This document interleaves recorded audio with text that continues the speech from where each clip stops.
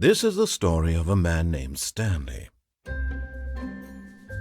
Stanley worked for a company in a big building where he was employee number 427.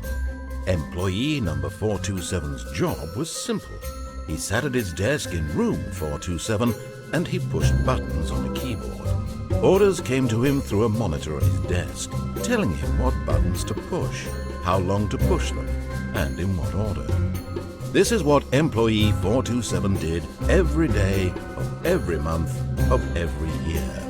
And although others might have considered it soul-rending, Stanley relished every moment that the orders came in, as though he had been made exactly for this job. And Stanley was happy. And then one day, something very peculiar happened. Something that would forever change Stanley. Something he would never quite forget. He had been at his desk for nearly an hour when he realized that not one single order had arrived on the monitor for him to follow. No one had showed up to give him instructions, call a meeting, or even say hi. Never in all his years at the company had this happened, this complete isolation. Something was very clearly wrong. Shocked, frozen solid, Stanley found himself unable to move for the longest time. But as he came to his wits and regained his senses, he got up from his desk and stepped out of his office.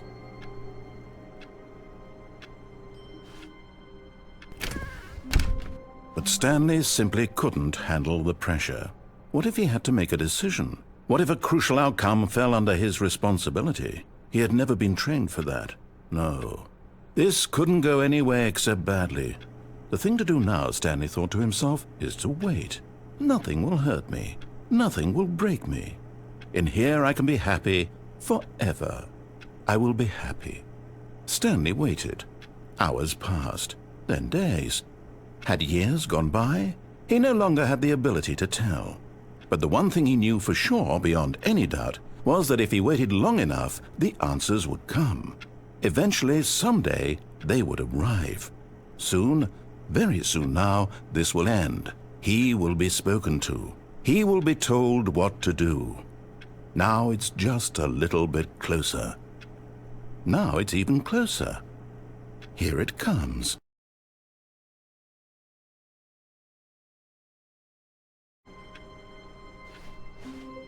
All of his co-workers were gone.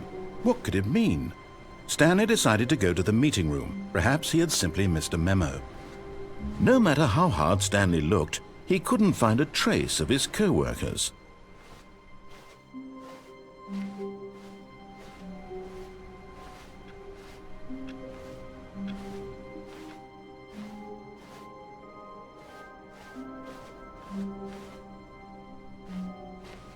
When Stanley came to a set of 2 open doors, he entered the door on his left.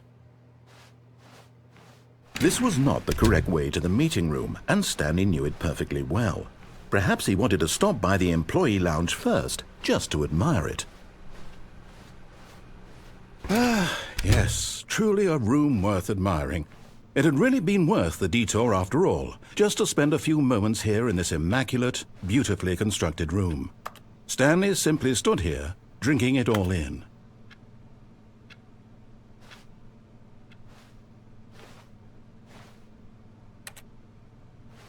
Yes, really worth it being here in the room. A room so utterly captivating that even though all your co-workers have mysteriously vanished, here you sit looking at these chairs and some paintings. Really worth it.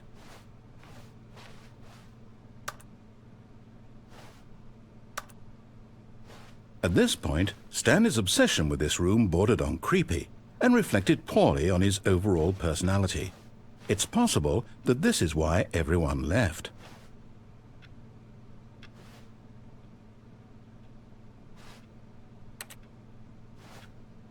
Stanley sat around waiting for more dialogue, but when a long time had passed and there was no more, he decided that the game was trying to send him a message.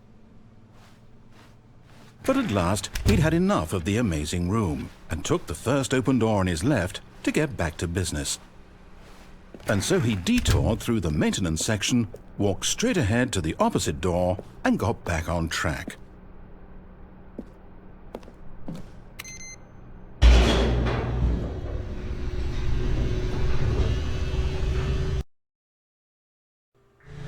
But Stanley didn't want to go back to the office.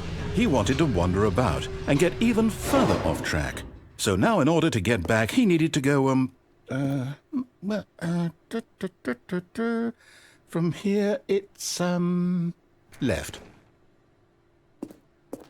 Oh, no, it's to the right, my mistake. No, not the right. Why would I have ever said it was to the right? What was I thinking? It's clearly... Oh dear, would you hold on for a minute, please? Now, let's see. We went down right, left, down, left, right. Yep, okay, yes. I've got it now. This story is absolutely, definitely this way.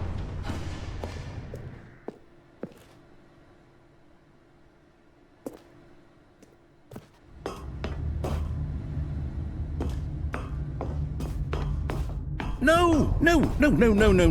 This isn't right at all. You're not supposed to be here yet. This is all a spoiler. Quick, Stanley, close your eyes. Okay.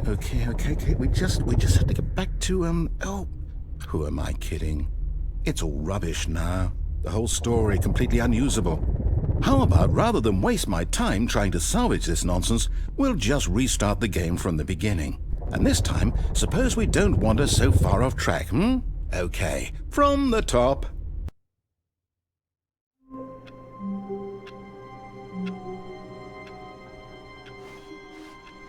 All of his co-workers were gone. What could it mean? Stanley decided to go to the meeting room. Perhaps he had simply missed a memo.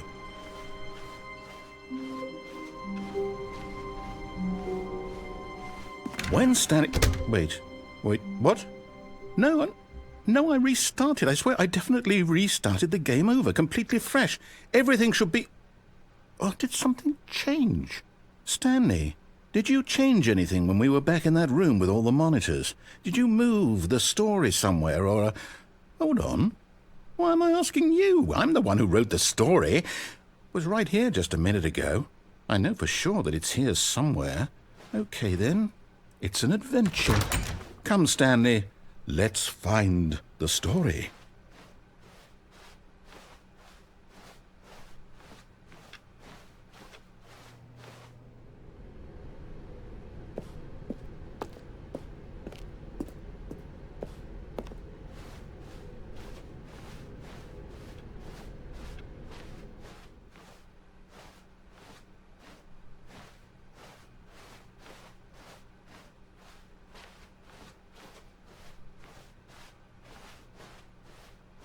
I'll say it. This is the worst adventure I've ever been on. I can promise you there definitely was a story here before. Do we need to restart the game again? Well, I find it unlikely that we'll ever progress by starting over and over again, but it's got to be better than this. Okay, let's give it a shot. Why not?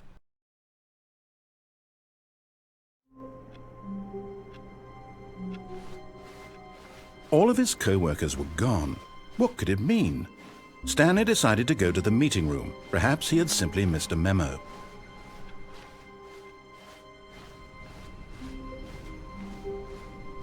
Okay, yep, it's worse. I might be remembering this wrong. It's possible the story is back where we just came from. Why don't we go back the other direction and see if we missed anything?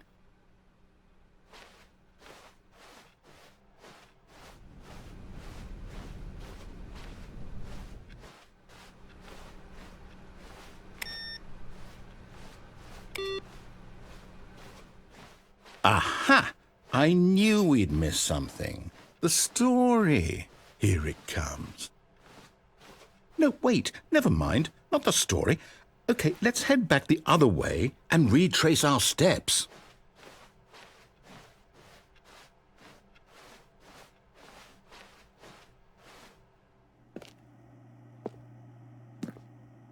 Now this... Well, I'll be honest, I don't recognize this place at all. Is this the story? I don't think so. I can't quite recall, but I believe my story took place in an office building. Is that correct? Do you remember, Stanley? Well, do you know what? Since I've completely forgotten what we were supposed to be doing, how about this? You win! Congratulations! I know you put in a lot of hard work, and it really paid off, so good job. Oh, no. No, I don't feel right about this at all. We both know you didn't put in any actual work for that win. Some people win fair and square, and this was not one of those situations. Okay, I'm getting weirded out by whatever this place is. I don't care what might happen this time. I have to restart.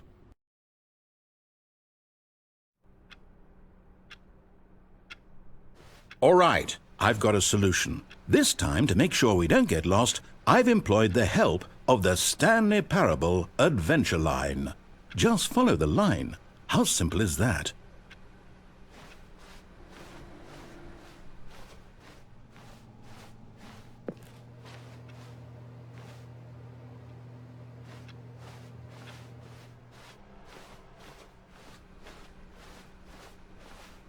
No, I'm down. We're leaving it up to the line from now on.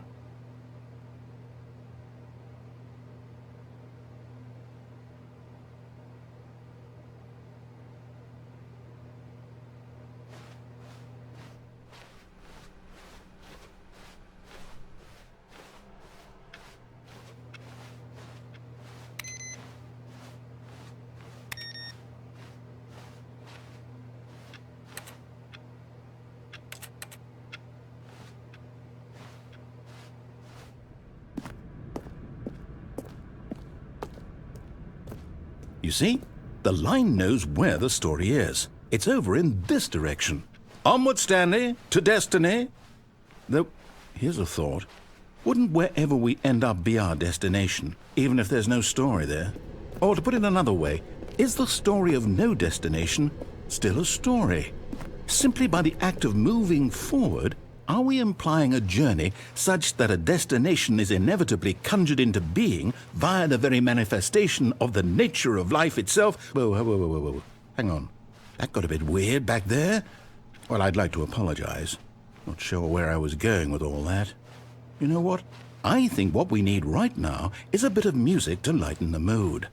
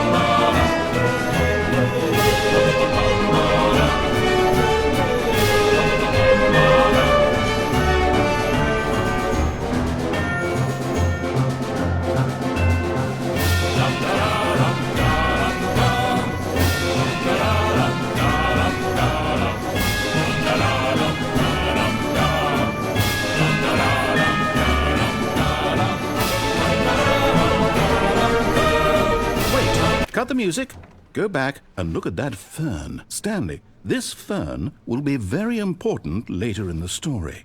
Make sure you study it closely and remember it carefully. You won't want to miss anything.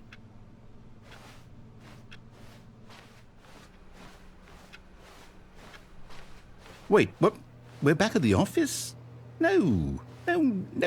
Line, you do know we're looking for the Stanley Parable, right? The story?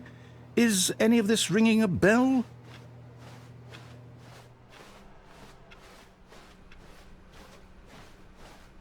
Still missing the doors. Did we make a mistake following the line? Perhaps we could have found the story on our own.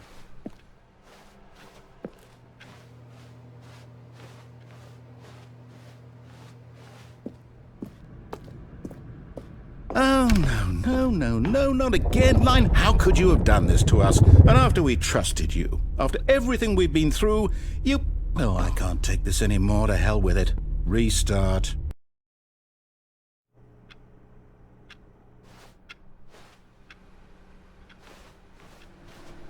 You know what, Stanley? I say forget the adventure line. What's it ever done for us? We're intelligent people, right?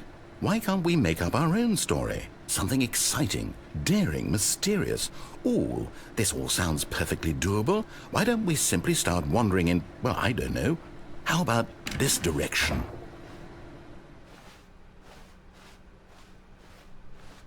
Now, yes, this is exciting. Just me and Stanley forging a new path, a new story. Well, it could be anything. What do you want our story to be? Go wild. Use your imagination. Whatever it might be, Stanley, I'm ready for it. Oh, no, not you again. Stanley, I'd also like to veto the line from having any role in our awesome new story. No lines or monitor rooms. Just don't acknowledge it, and we should be fine.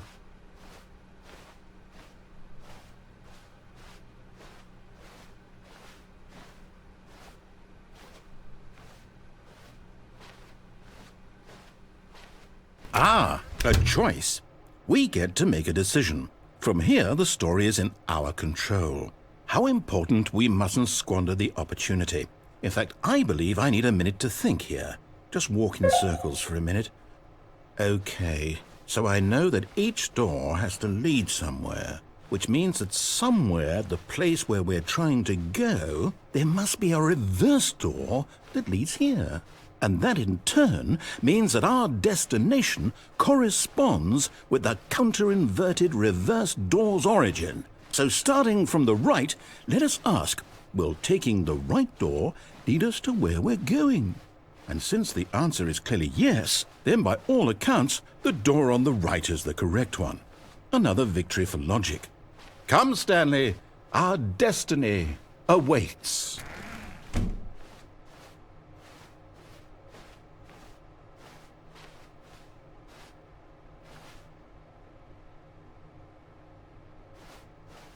Oh, hold up, what's this? The confusion ending. You're telling me that's what this is? It's all one giant ending? And we're supposed to restart the game, what, eight times? That's really how all this goes? It's all determined? So now, according to the schedule, I restart again. Then what? Am I just supposed to forget? Well, what if I don't want to forget? My mind goes blank simply because it's written here on this thing, wall. Well, who consulted me? Why don't I get to decide? Why don't I get a say in all of this? Is it really? No, it can't be. I don't want it to be. I don't want the game to keep restarting. I don't want to forget what's going on. I don't want to be trapped like this. I won't restart the game. I won't do it. I won't do it. I won't do it. And the timer stopped? Does that mean, did we do it? Did we break the cycle? The, whatever it is that made this schedule? How would we even know? Will someone come for us? Will something happen? So, okay. I guess now we just wait, you know. I suppose in some way that this is a kind of story, wouldn't you agree? I'm not quite sure if we're in the destination or the journey, though they're always saying that life is about the journey and not the destination, so I hope that's where we are right now. We'll find out, won't we? Eventually. Well, in the meantime, if you...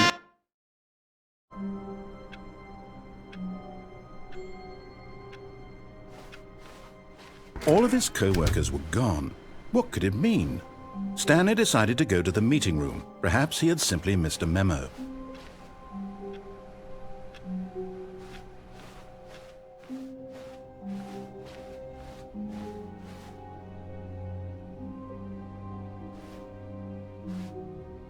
When Stanley came to a set of 2 open doors, he entered the door on his left. This was not the correct way to the meeting room, and Stanley knew it perfectly well. Perhaps he wanted to stop by the employee lounge first, just to admire it. Wow, yes, this room. What a beautiful room. What a gorgeous, gorgeous room. Thank goodness Stanley had taken this detour on his way to the meeting room. Life without having experienced this room was now too horrible even to consider. But eager to get back to business, Stanley took the first open door on his left.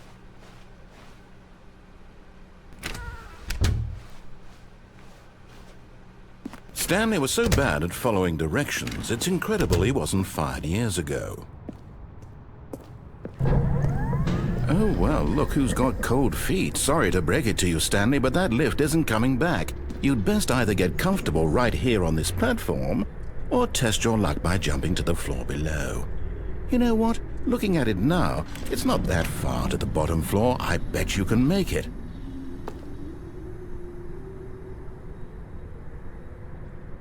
Come on. I'm sure you'll survive the jump. Don't tell me you're scared. That's not the Stanley I know. Do it! Do it! Do it! Do it! Do it! Do it! Do it!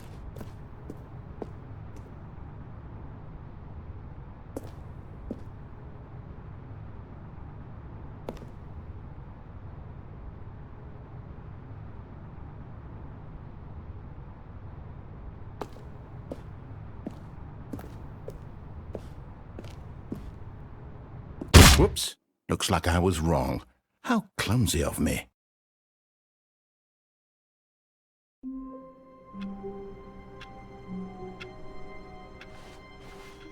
All of his co-workers were gone. What could it mean?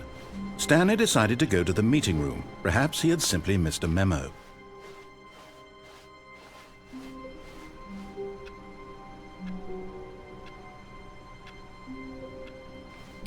Stanley went around touching every little thing in the office, but it didn't make a single difference, nor did it advance the story in any way.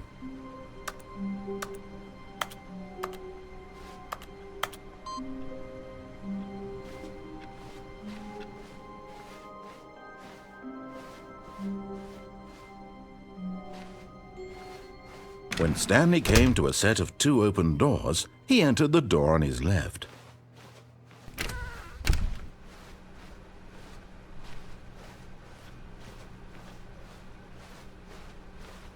Yet there was not a single person here either. Feeling a wave of disbelief, Stanley decided to go up to his boss's office, hoping he might find an answer there.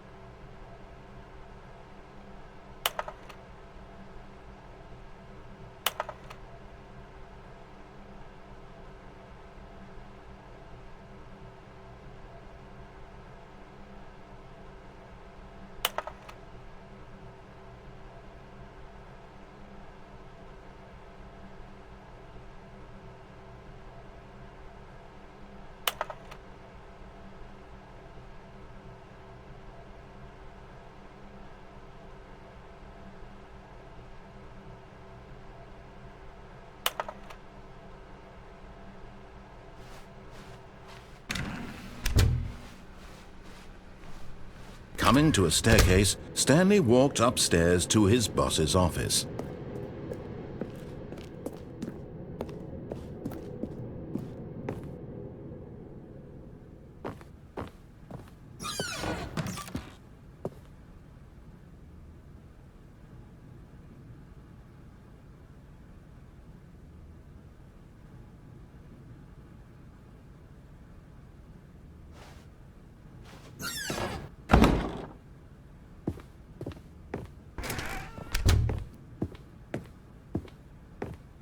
Stepping into his manager's office, Stanley was once again stunned to discover not an indication of any human life.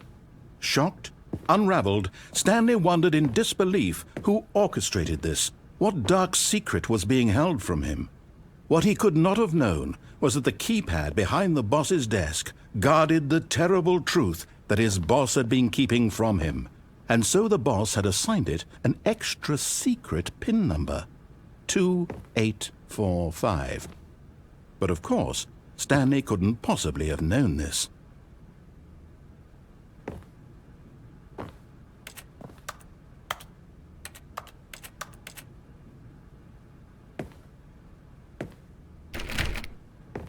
Stanley just sat around twiddling his thumbs. Trying to input anything on the device was useless, since he could never possibly know that the combination was 2845.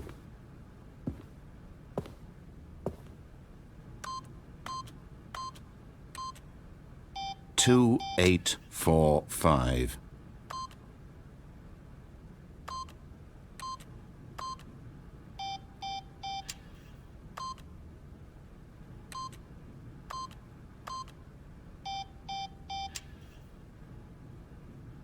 Forgot, but it turns out that the panel's emergency override kicked in, and the door just opened all by itself, and Stanley got the hell along with the story. Well, whoop-de-doo.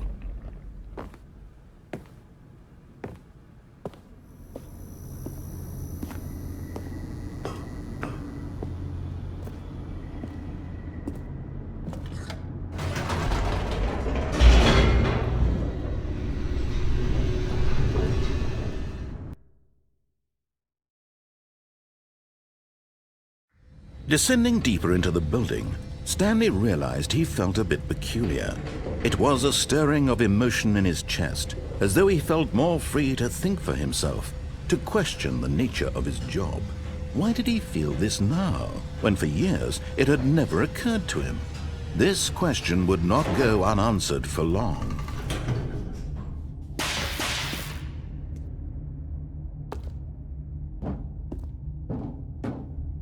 Stanley walked straight ahead through the large door that read Mind Control Facility.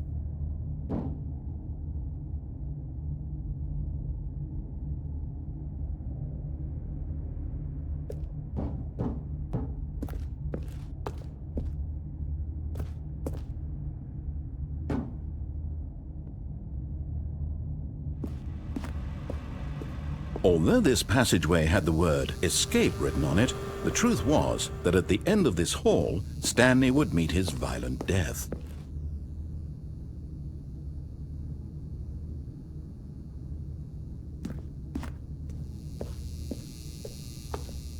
The door behind him was not shut. Stanley still had every opportunity to turn around and get back on track.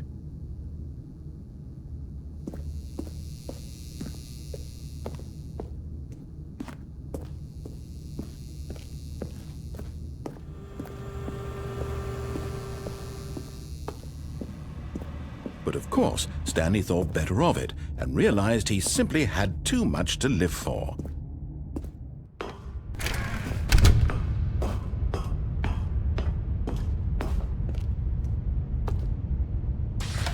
The lights rose on an enormous room packed with television screens. What horrible secret did this place hold? Stanley thought to himself. Did he have the strength to find out?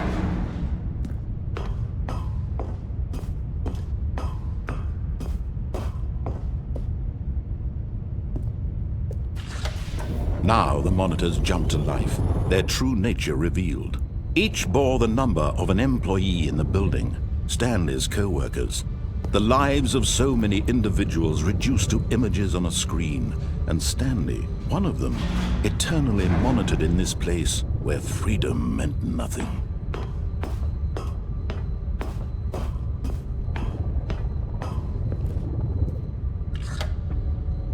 This mind control facility, it was too horrible to believe. It couldn't be true. Had Stanley really been under someone's control all this time? Was this the only reason he was happy with his boring job? That his emotions had been manipulated to accept it blindly? No, he refused to believe it. He couldn't accept it. His own life in someone else's control? Never! It was unthinkable, wasn't it? Was it even possible? Had he truly spent his entire life utterly blind to the world? But here was the proof. The heart of the operation. Controls labeled with emotions. Happy, or sad, or content. Walking, eating, working. All of it monitored and commanded from this very place. And as the cold reality of his past began to sink in, Stanley decided that this machinery would never again exert its terrible power over another human life. For he would dismantle the controls once and for all.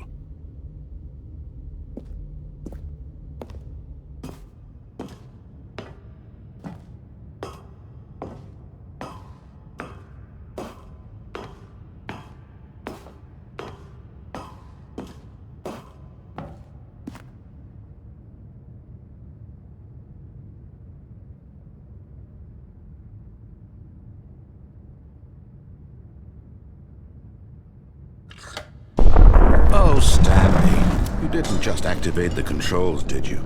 After they kept you enslaved all these years, you go and you try to take control of the machine for yourself. Is that what you wanted? Control? Oh, Stanley, I applaud your effort, I really do. But you need to understand, there's only so much that machine can do.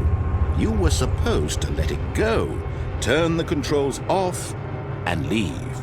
If you want to throw my story off track, you're going to have to do much better than that.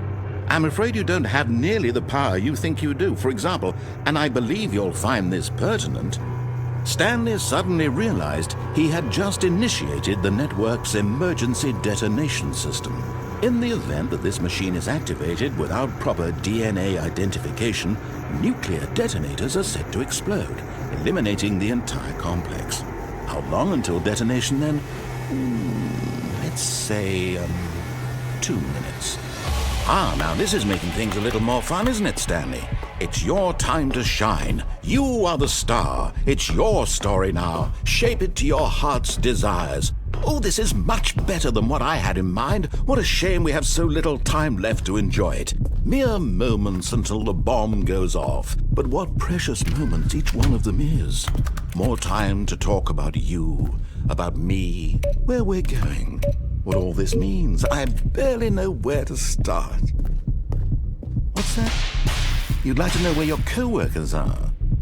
A moment of solace before you're obliterated? All right, I'm in a good mood. You're gonna die anyway. I'll tell you exactly what happened to them. I erased them. I turned off the machine. I set you free.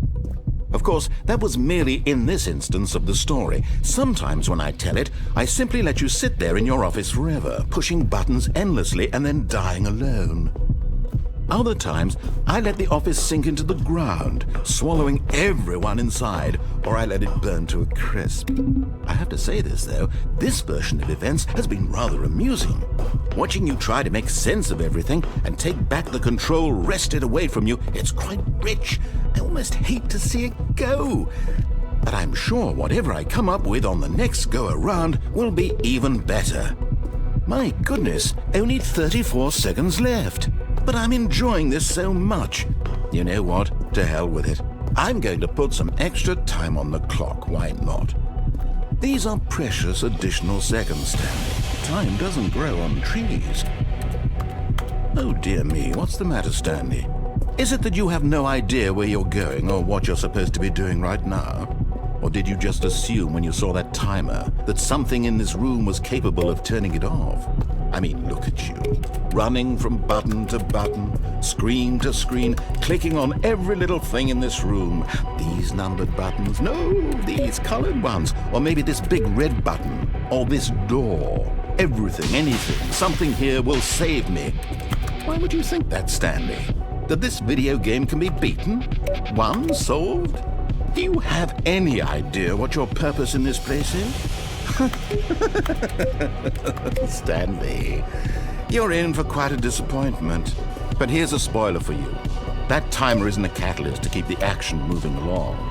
It's just seconds ticking away to your death. You're only still playing instead of watching a cutscene because I want to watch you for every moment that you're powerless, to see you made humble. This is not a challenge. It's a tragedy. You wanted to control this world, that's fine. but I'm going to destroy it first, so you can't. Take a look at the clock, Stanley. That's 30 seconds you have left to struggle. 30 seconds until a big boom and then nothing. No ending here, just you being blown to pieces. Will you cling desperately to your frail life, or will you let it go peacefully? Another choice. Make it count, or don't. It's all the same to me, all a part of the joke. And believe me, I will be laughing at every second of your inevitable life from the moment we fade in until the moment I say, happily ever after.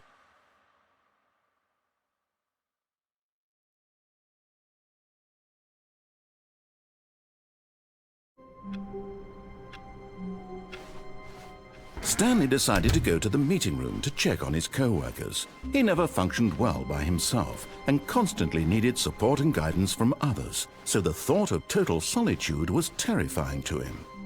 When Stanley came to a set of 2 open doors, this was not the correct way to the meeting room, and Stanley knew it perfectly well. Perhaps he wanted to stop by the employee lounge first, just to admire it. The lounge was sublime, a work of art. But eager to get back to business, Stanley took the first open door on his left. Stanley was so bad at following directions, it's incredible he wasn't fired years ago. But in his eagerness to prove that he is in control of the story and no one gets to tell him what to do, Stanley leapt from the platform and plunged to his death. Good job, Stanley. Everyone thinks you are very powerful.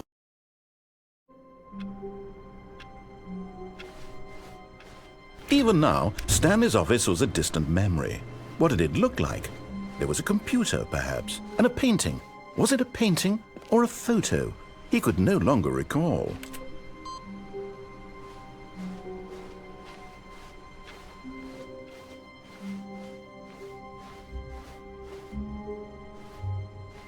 When Stanley came to a set of 2 open doors, he entered the door on his left. This was not the correct way to the meeting room, and Stanley knew it perfectly well. Perhaps he wanted to stop by the employee lounge first, just to admire it. Standing now in this incredible room, Stanley for the first time understood true happiness. Then the feeling went away, and he felt sad again. Then it came back, and lingered for a minute or two. Now it's only half there, just a kind of, tingle.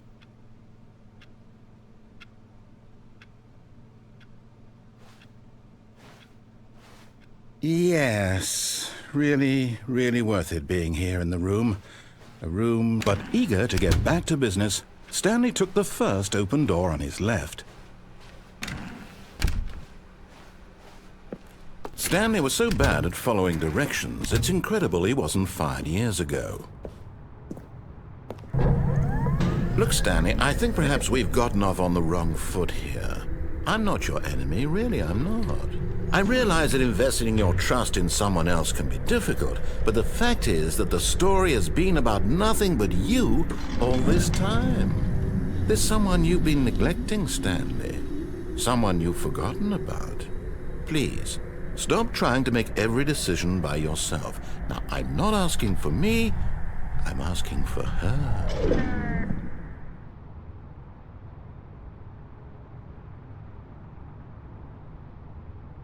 This is it, Stanley. Your chance to redeem yourself, to put your work aside, to let her back into your life. She's been waiting. That's her, Stanley. You need to be the one to do this, to reach out to her. If you can truly place your faith in another, then pick up the phone.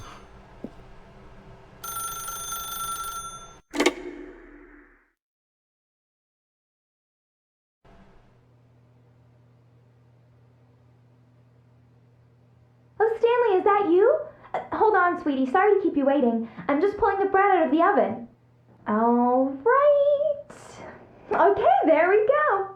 All right, now, I want you to come in and tell me all about your day.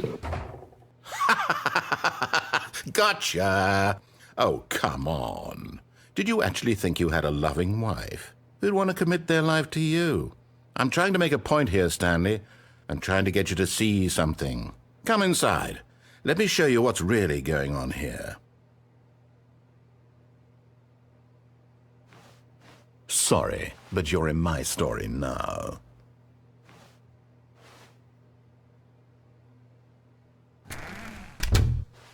This is a very sad story about the death of a man named Stanley.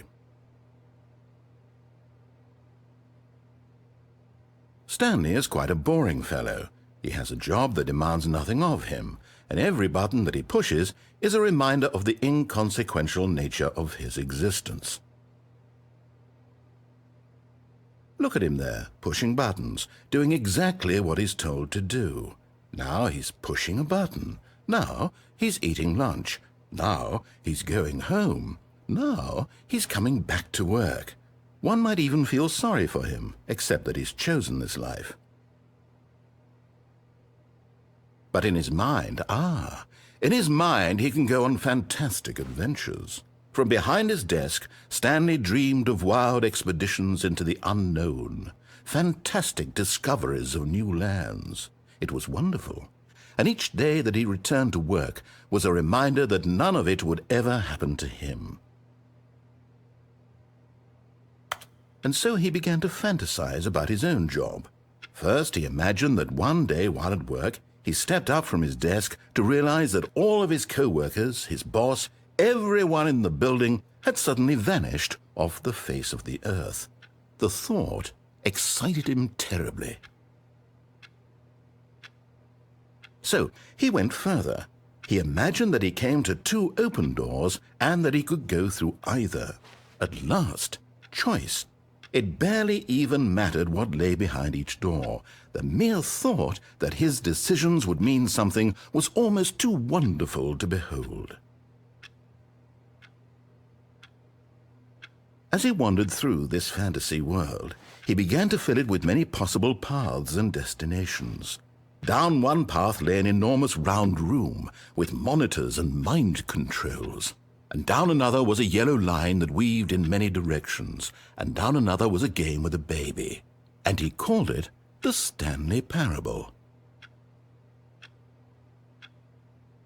It was such a wonderful fantasy, and so in his head he relived it again, and then again, and again, over and over, wishing beyond hope that it would never end, that he might always feel this free. Surely there's an answer down some new path, mustn't there be? Perhaps if he played just one more time. But there is no answer. How could there possibly be? In reality, all he's doing is pushing the same buttons he always has. Nothing has changed. The longer he spends here, the more invested he gets, the more he forgets which life is the real one. And I'm trying to tell him this, that in this world he can never be anything but an observer, that as long as he remains here, he's slowly killing himself. But he won't listen to me. He won't stop. Here, watch this. Stanley, the next time the screen asks you to push a button, do not do it. You see? Can he just not hear me? How can I tell him in a way that he'll understand that every second he remains here, he's electing to kill himself? How can I get him to see what I see? How can I make him look at himself? I suppose I can't, not in the way I want him to. But I don't make the rules. I simply play to my intended purpose, the same as Stanley. We're not so different, I suppose. I'll try once more to convey all this to him. I'm compelled to. I must. Perhaps, well, maybe this time he'll see. Maybe this time. And I tried again, and Stanley pushed a button. And I tried again, and Stanley pushed a button. And I tried.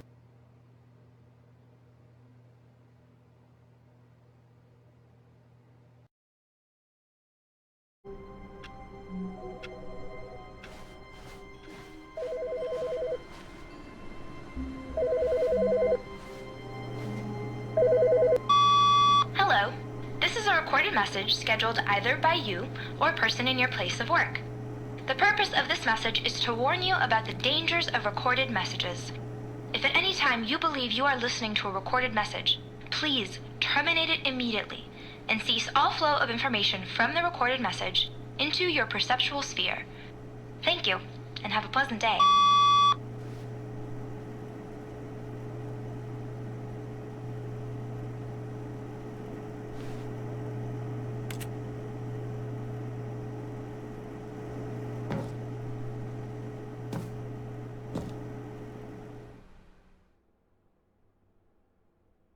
At first, Stanley assumed he'd broken the map, until he heard this narration and realized it was part of the game's design all along.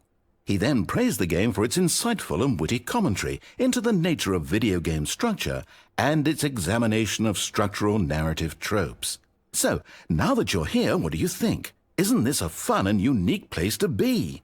Why don't we take a minute just to drink it all in? Okay, I'm over it now. What do you think? Are you sick of this gag yet? Ah, then in that case we'll continue. But now, here comes the real question. What do you think would have happened if you had told me that you wanted this to stop? Do you think it would have been particularly different? Would I have taken the same idea but rephrased it superficially to fit that answer? Perhaps you never would even have thought of it if I hadn't brought up the issue in the first place. Oh, now think about it.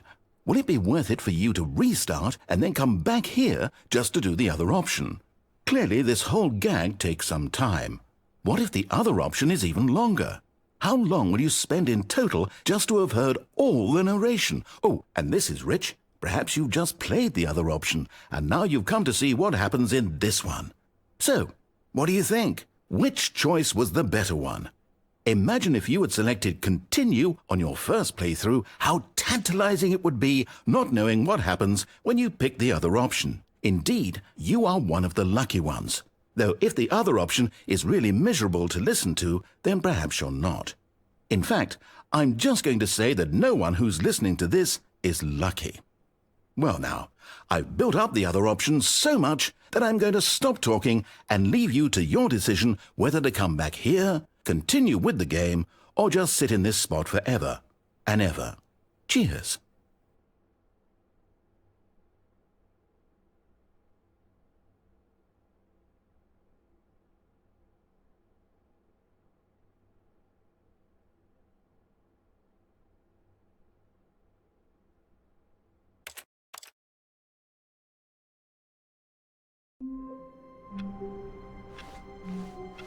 Someone was following Stanley. He was sure of it.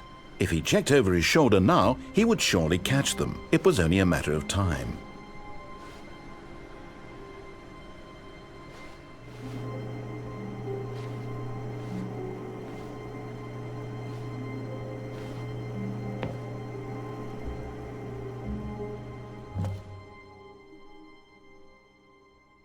At first, Stanley assumed he'd broken the map, until he heard this narration and realized it was part of the game's design all along. He then praised the game for its insightful and witty commentary into the nature of video game structure and its examination of structural narrative tropes. So, now that you're here, what do you think? Isn't this a fun and unique place to be? Why don't we take a minute just to drink it all in? Okay, I'm over it now. What do you think? Are you sick of this gag yet? Well, I don't know how to say this politely, but you could literally just hit escape and restart the game any old time you want, like right now. You could have done it just then. Now would also be an appropriate time to quit. Any of these points and so many, many more, all of them are appropriate. I'm enjoying what seems to be an internal conflict going on where you are literally unable to act on your own desires to restart the game. So, just to push the envelope, I'm going to try and make this as miserable as possible and see how long you can maintain. There once was a man named Stanley, who people considered so manly.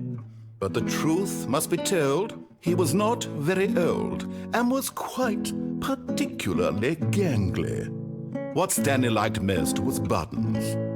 He pushed them like some kind of glutton. He did it all day in a meaningful way, but his brain had long ceased to function. Which is why he is in this parable and lives an existence quite terrible. And if you are not strong and keep playing along, you too will become quite unbearable. Yes. You too will become quite unbearable.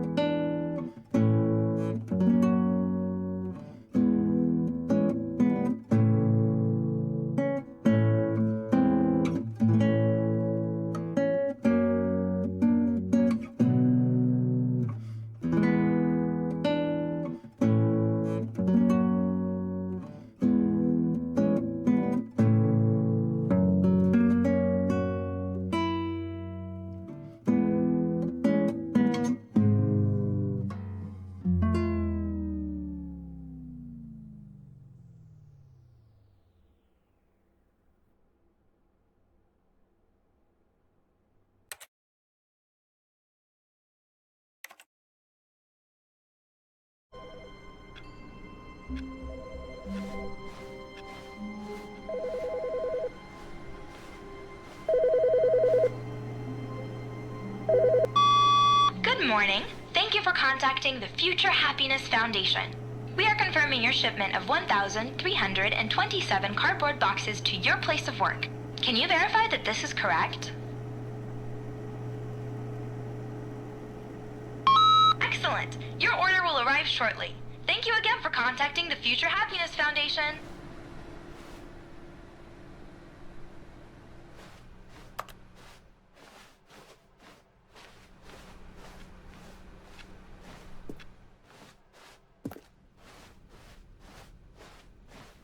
When Stanley came to a set of 2 open doors, he entered the door on his left.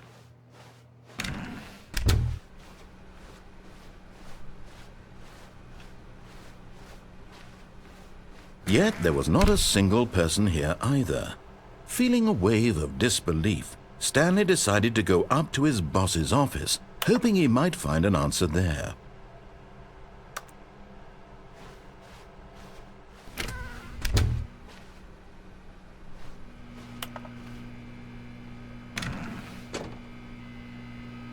Stanley stepped into the broom closet, but there was nothing here, so he turned around and got back on track.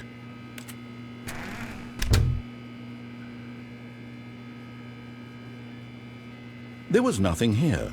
No choice to make, no path to follow, just an empty broom closet. No reason to still be here.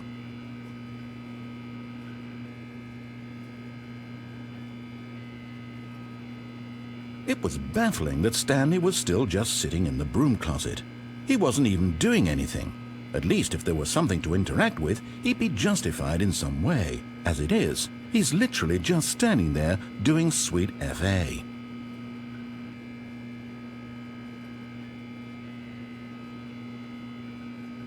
Are you really still in the broom closet? Standing around doing nothing? Why? Please offer me some explanation here. I'm genuinely confused.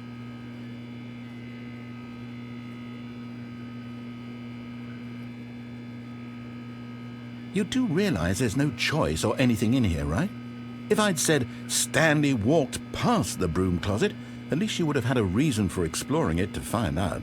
But it didn't even occur to me because literally this closet is of absolutely no significance to the story whatsoever. I never would have thought to mention it.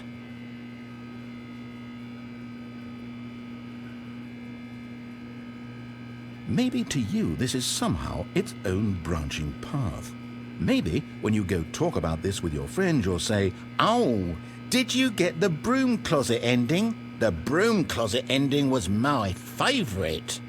I hope your friends find this concerning.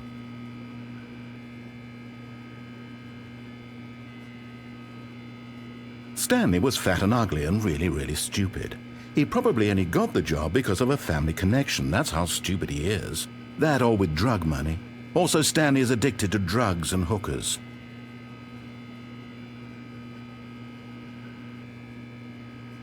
Well, I've come to a very definite conclusion about what's going on right now. You're dead. You got to this broom closet, explored it a bit, and were just about to leave because there's nothing here, when a physical malady of some sort shut down your central nervous system and you collapsed on the keyboard. Well, in a situation like this, the responsible thing is to alert someone nearby so as to ensure that your body is taken care of before it begins to decompose. Hello? Anyone who happens to be nearby? The person at this computer is dead.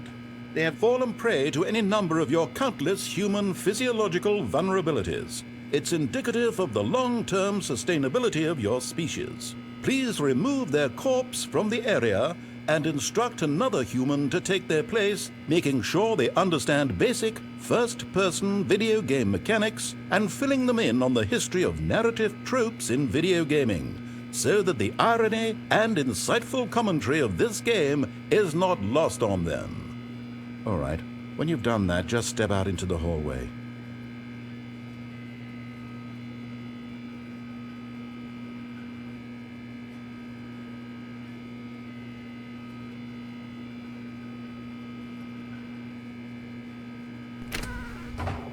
Ah, second player. It's good to have you on board.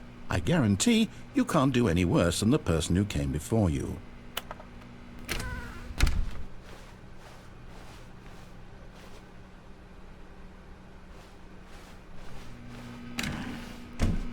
You too? Unbelievable. I'm at the mercy of an entire species of invalids. Perhaps there's a monkey nearby you can hand the controls to. A fish? Fungus? Look, you can hammer out the details. I'm not particularly picky. I'll just be waiting for when you're ready to pick up the story again.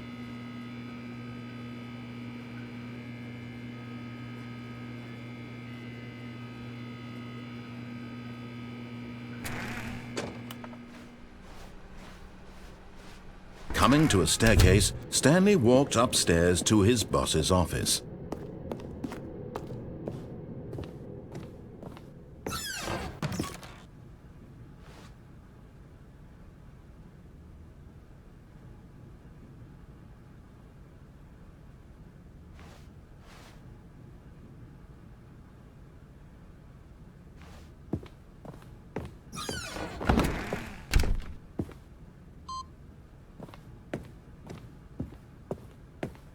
Stepping into his manager's office, Stanley was once again stunned to discover not an indication of any human life. Stanley was in such a rush to get through the story as quickly as possible, he didn't even have a single minute to just let the narrator talk.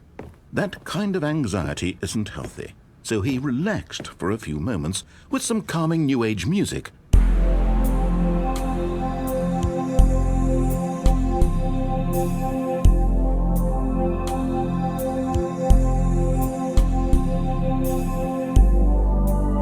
Feeling soothed and rejuvenated, Stanley calmly walked forward into the opened passageway.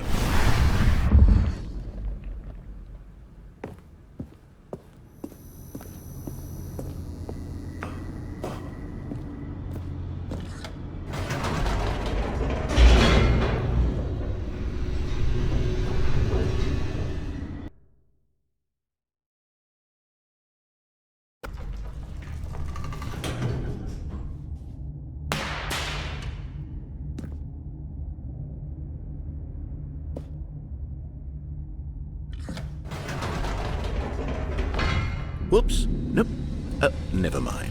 Stanley actually got back into the elevator and went back up. Silly me. Why did Stanley do that when he knew that it would just lead back to his boss's office? Well, that's a great question. I just can't wait to find out.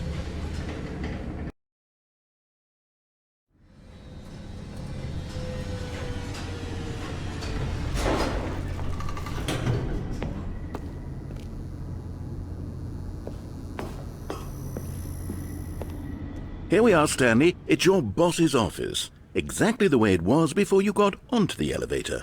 It's still just exactly what it is. What a decision you've made to come up here and look at the office again.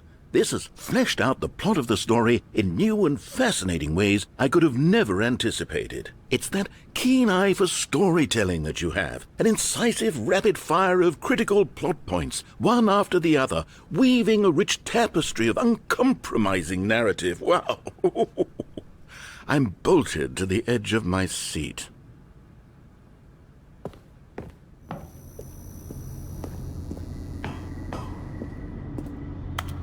Incredible. Now he's getting back into the elevator and going down again. Ladies and gentlemen, how does he keep coming up with all of this?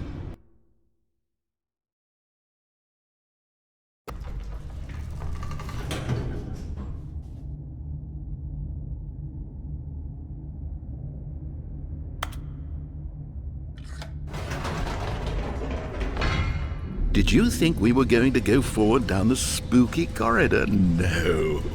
It's time once again to go back up in the elevator.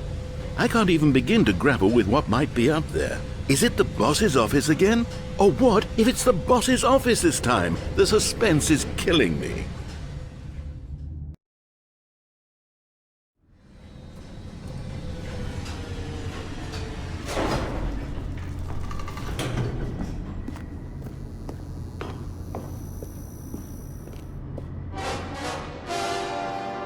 Oh my God, it's the boss's office.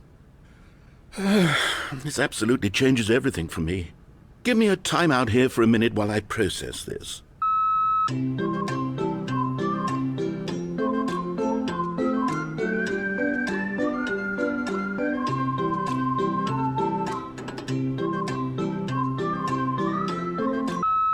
Okay, I'm ready. I'm prepared to embrace this stunning revelation and to move forward with... No, wait. No, I need more time to process.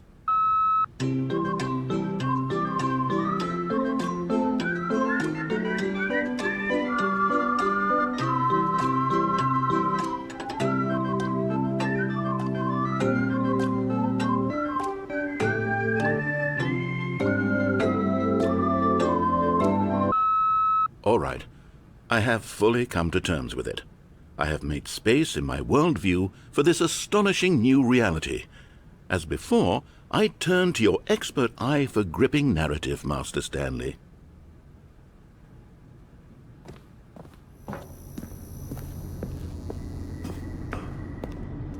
Of course, going back down in the elevator. How did I not anticipate it? I mean, sure, now it's obvious, but you have to understand that 30 seconds ago, this kind of thing had never been attempted before. I had no frame of reference to even anticipate it. That's just how revelatory Stanley's decision-making is, a breath of fresh air in a landscape of storytelling that has grown stale and repetitive.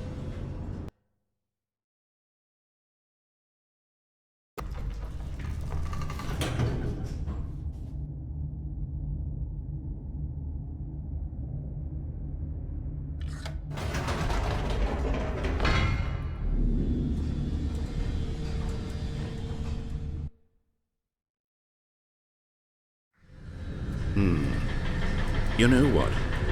I've just thought of something. Hold on, let's stop for a moment. Don't you realize? It's the anticipation, Stanley. You and I, we have no way of knowing what will be at the top of this elevator. But the suspense, the agony of waiting and anticipating and having to guess, that's the real thrill. Oh, I simply don't want to let that feeling go. It's so precious, so fleeting. Why don't we take this elevator ride nice and slow? There we go. Isn't this so much more exciting? You know, Stanley, it seems like nowadays the only thing that audiences want is to be shocked as loudly and frequently as possible. They want big, explosive moments flung right in their faces from the very moment that things get started. But where's the tension? Where's the trust in the audience to build a slow and nuanced appreciation for the story, the characters?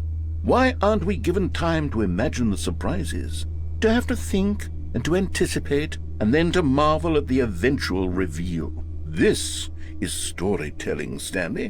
What you and I are doing right now. This is the most exciting narrative to be developed in years, and it's really all because of you. You're the one who took this bold step of revisiting the exact same locations over and over. Truly, I mean it. This is unique and different. It's not like anything else out there. You see, I want stories that surprise me, Stanley. I want to have to think.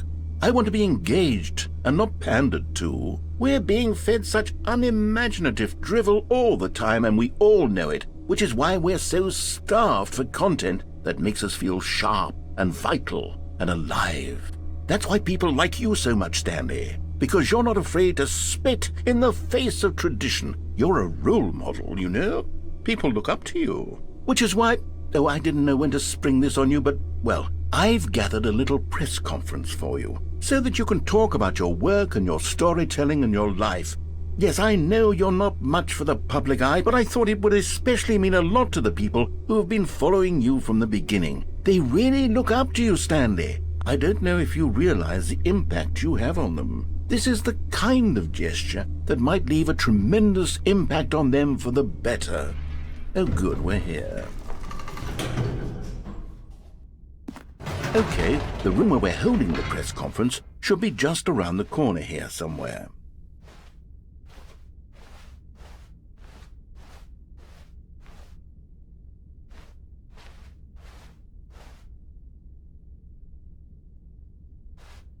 Ah, yes, here it is, just through this door.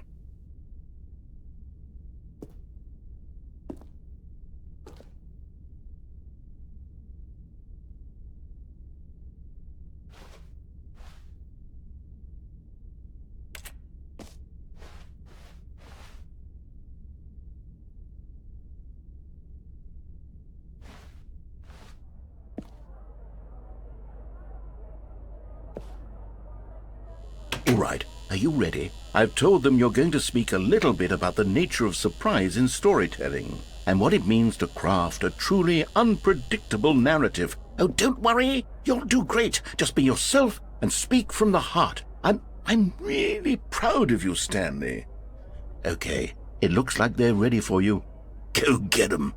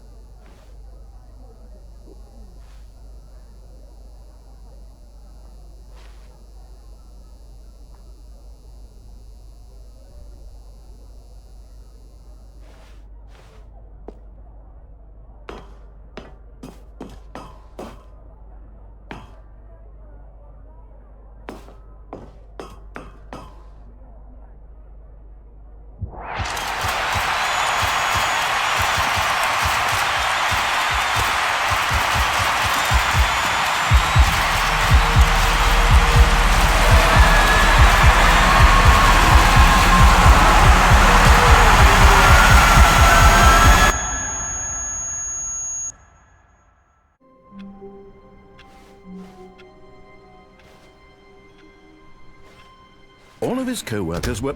Wait, no. This isn't the right office, is it? Is this Stanley's office?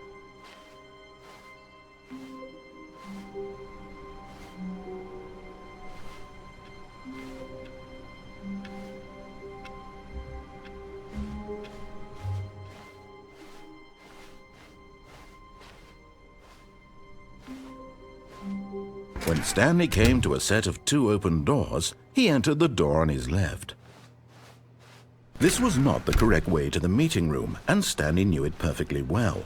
Perhaps he wanted to stop by the employee lounge first, just to admire it. Stanley felt lightheaded, butterflies in his stomach, giddy in a way he had never known before. Was it this room? A connection between the two? Could a man love a room? I mean, truly, truly, deeply, madly love.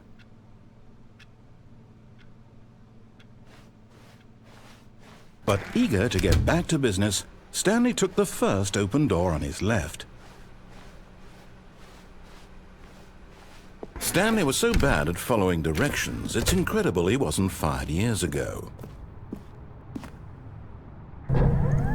Look, Stanley, I think perhaps we've gotten off on the wrong foot here. I'm not your enemy, really, I'm not. I realize that investing your trust in someone else can be difficult, but the fact is that the story has been about nothing but you all this time. There's someone you've been neglecting, Stanley. Someone you've forgotten about. What? Really? I was in the middle of something. Do you have zero consideration for others? Are you that convinced that I want something bad to happen to you? Why, I don't know how to convince you of this, but I really do want to help you, to show you something beautiful. Look, let me prove it. Let me prove that I'm on your side. Give me a chance. Now listen carefully, this is important. Stanley walked through the red door. Aha, perhaps you misunderstood. Stanley walked through the red door. I still don't think we're communicating properly. Stanley walked through the red door.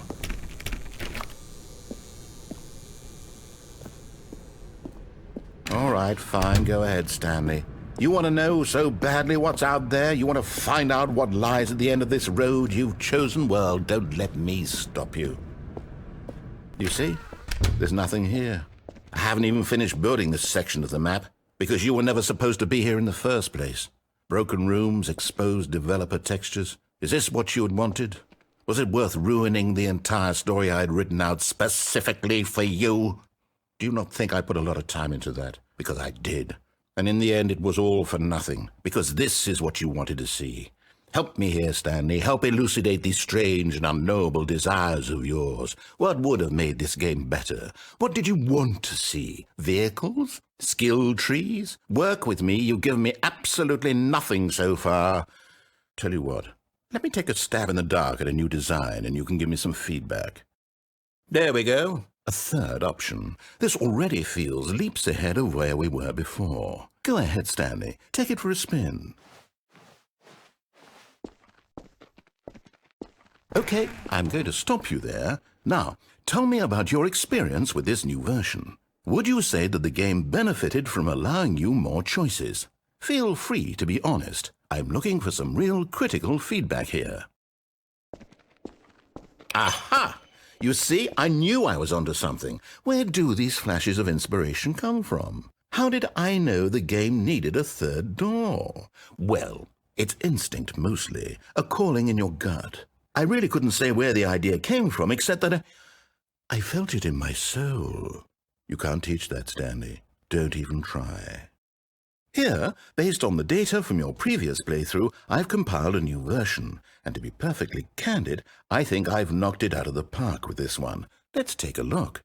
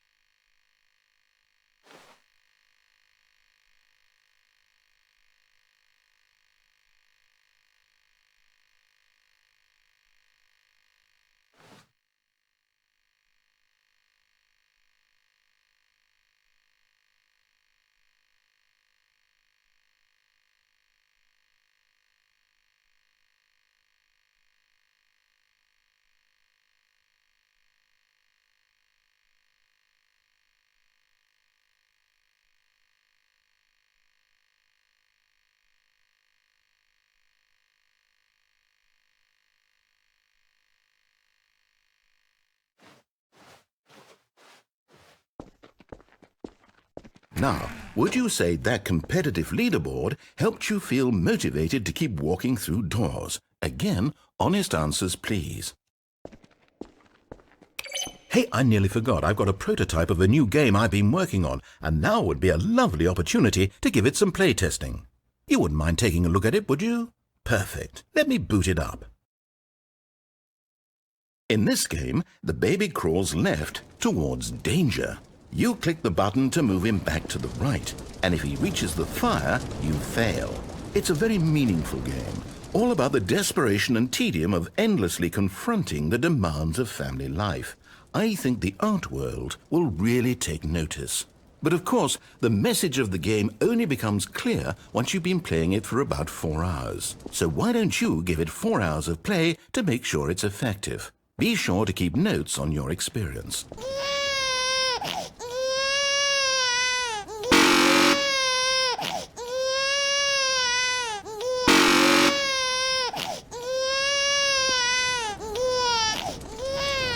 You heartless bastard.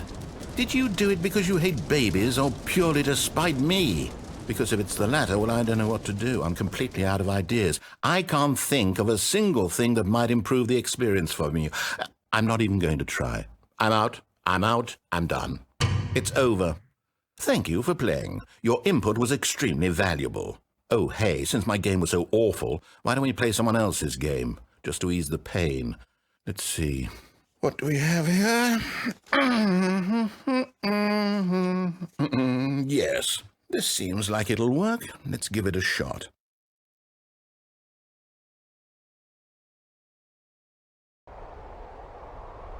Aha! Fascinating. What do you think this game is about, Stanley? What's our backstory? What is our motivation? Well, it seems obvious to me that you are meant to play as a creepy man spying on innocent civilians below you from up high in your creep tower, perhaps for some sort of twisted, erotic purpose. Yes, that must be it. What a fascinating venture into the experience of total mental depravity. So far, I love everything about this game, Stanley, and it seems there's even more. Come, let's venture outward and see what else is out there.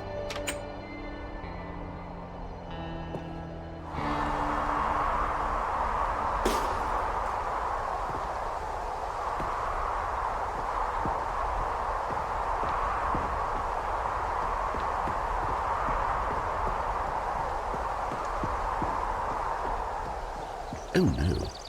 No, it can't be.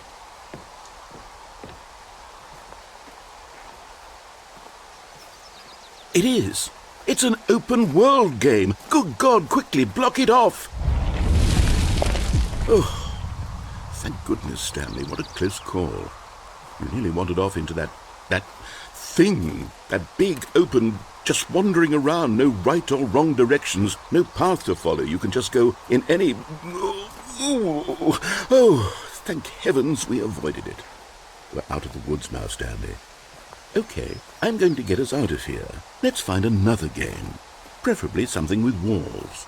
Something with nice, big, insurmountable walls. Okay, I think this will be just the thing.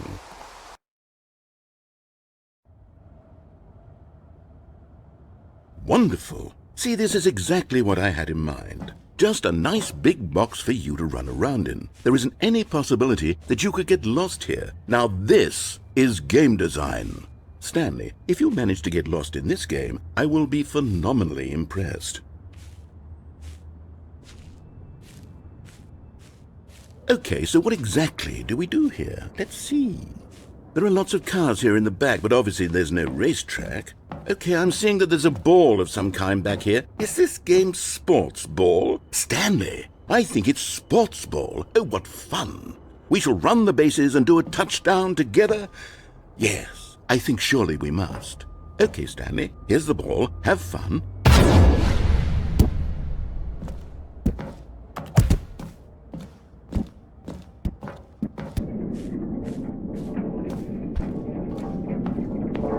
Are you doing it? Are you winning? Is this fun? Is it better than my miserable little story that I worked so hard on? Stanley, I have a thought. And I realize I'm not a sportsologist, but if one ball generates a certain amount of raw adrenal pleasure, then surely multiple balls makes for an even more euphoric sports experience. I'm going to try it out. Here comes another ball. Yes! Oh goodness, that really does feel amazing, doesn't it? Stanley, I'm like a child in a confectionery shop. I simply have to have more. I'm insatiable. More balls!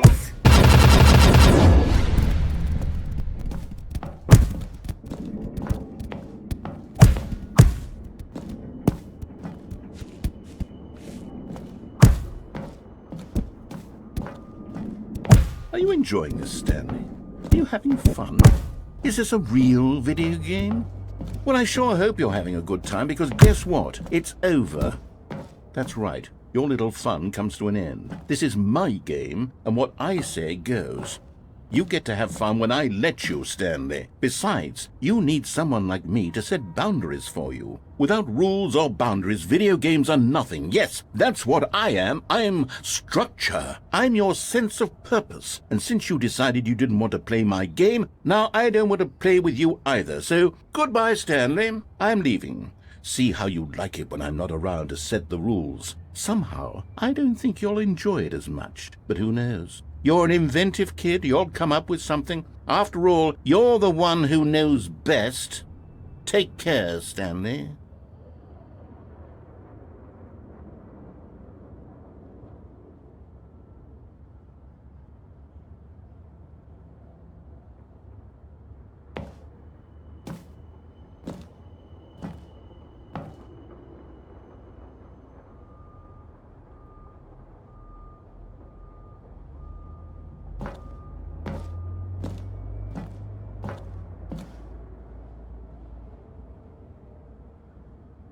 Hold on.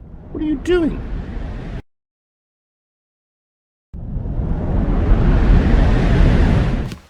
Stanley, don't do that. I can't follow you there. I can't help you. How will you write a story without me? You can't do it. You know that. Stanley, come back.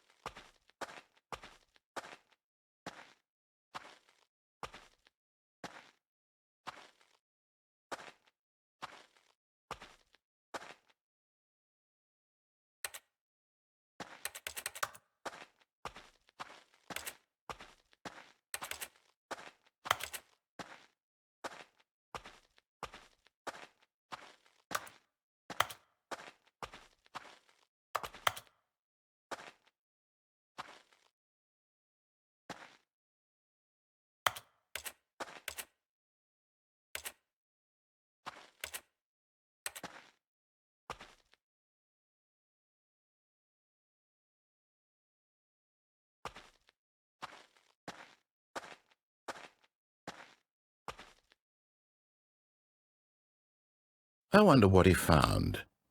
If what he wanted was to be the leading man in his own story, well, perhaps he's gotten it, down in wherever he is right now. I wonder if he's happy with his choice, and if he's learned the heavy cost that comes with it. He'll understand soon what I was trying to tell him. He needs me. Someone who will wrap everything up at the end, to make sense out of the chaos and the fear and the confusion. That's who I am. That is what I mean to this world. Oh, yes. Yes, I'll be back. There's no other way. Once this ends, after it all comes to a close, then I'll be back. The end will be here soon. Very soon. I can wait.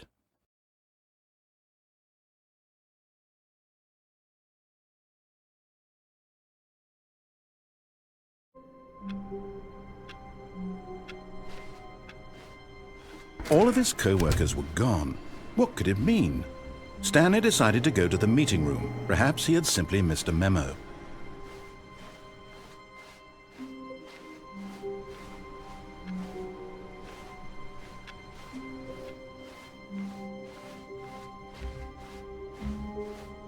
When Stanley came to a set of 2 open doors, he entered the door on his left.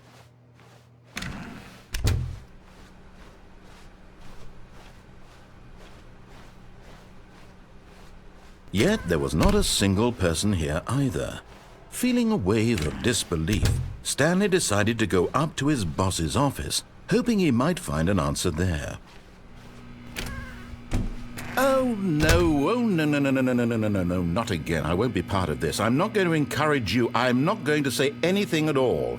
I'm just going to be patient and wait for you to finish whatever it is you enjoy doing so much in this room. Please take your time.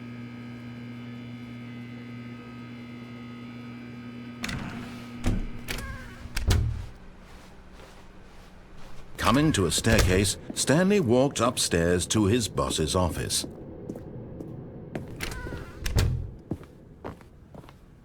Okay, I think we all know the drill by now. Blah, blah, blah. Dark secrets, the keypad. Stanley pushes some buttons. Oh, hey, look, it's a new passageway. Quelle surprise.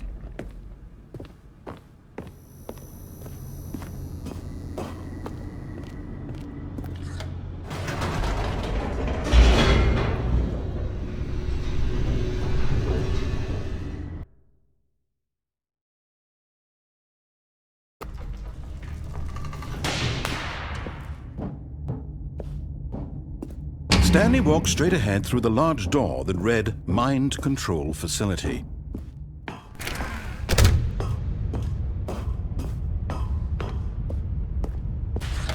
The lights rose on an enormous room packed with television screens. What horrible secret did this place hold? Stanley thought to himself. Did he have the strength to find out?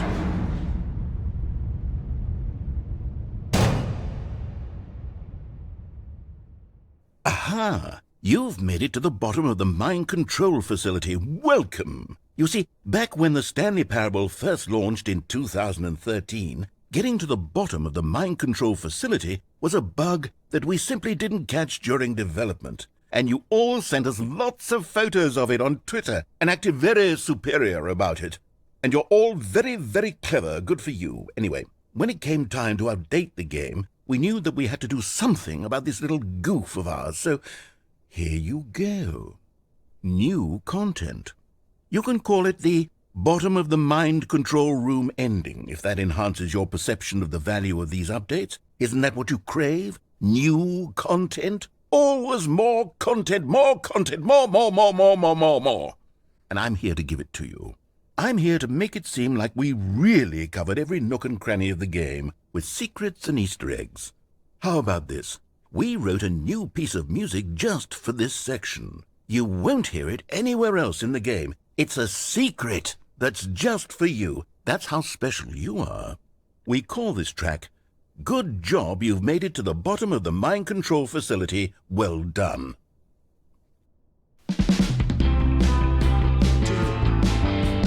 Good job, you did it. Good job. 3, 2, 1. Good job, you made it to the bottom of the mind control facility. You jumped on the catwalk. You should have been careful. You should have been careful. It used to be a bug, but now it's an ending. Now it's an ending. I believe in you. I believe in your ability to cross this barrier and chase your dreams. But railings don't mean anything. Good job, you did it. Good job, you did it. Good job, you did it. Good job, you did it. Good job, you did it. Good job, you did it. Good job, you did it. Good job, you did it. Good job, you did it. Good job, you did it.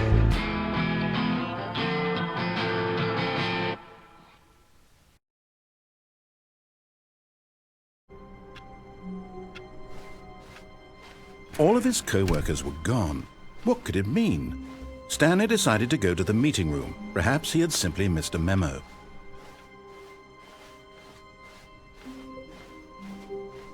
When Stanley came to a set of 2 open doors, he entered the door on his left.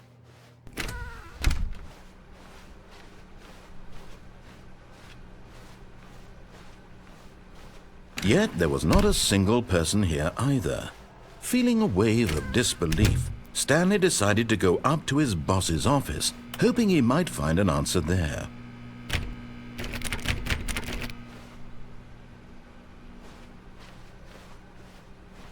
Coming to a staircase, Stanley walked upstairs to his boss's office.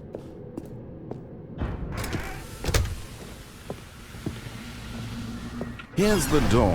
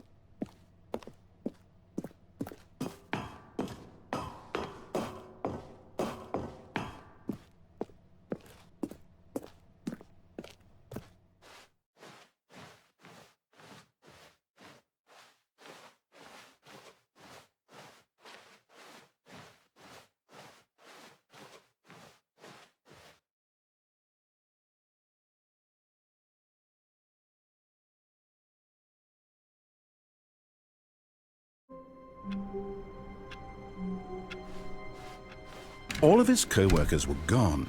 What could it mean? Stanley decided to go to the meeting room. Perhaps he had simply missed a memo.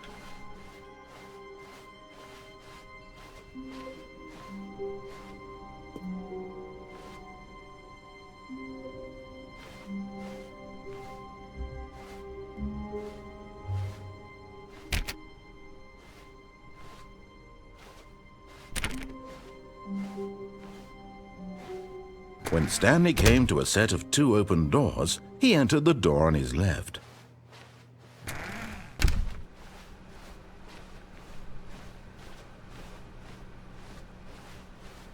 Yet there was not a single person here either.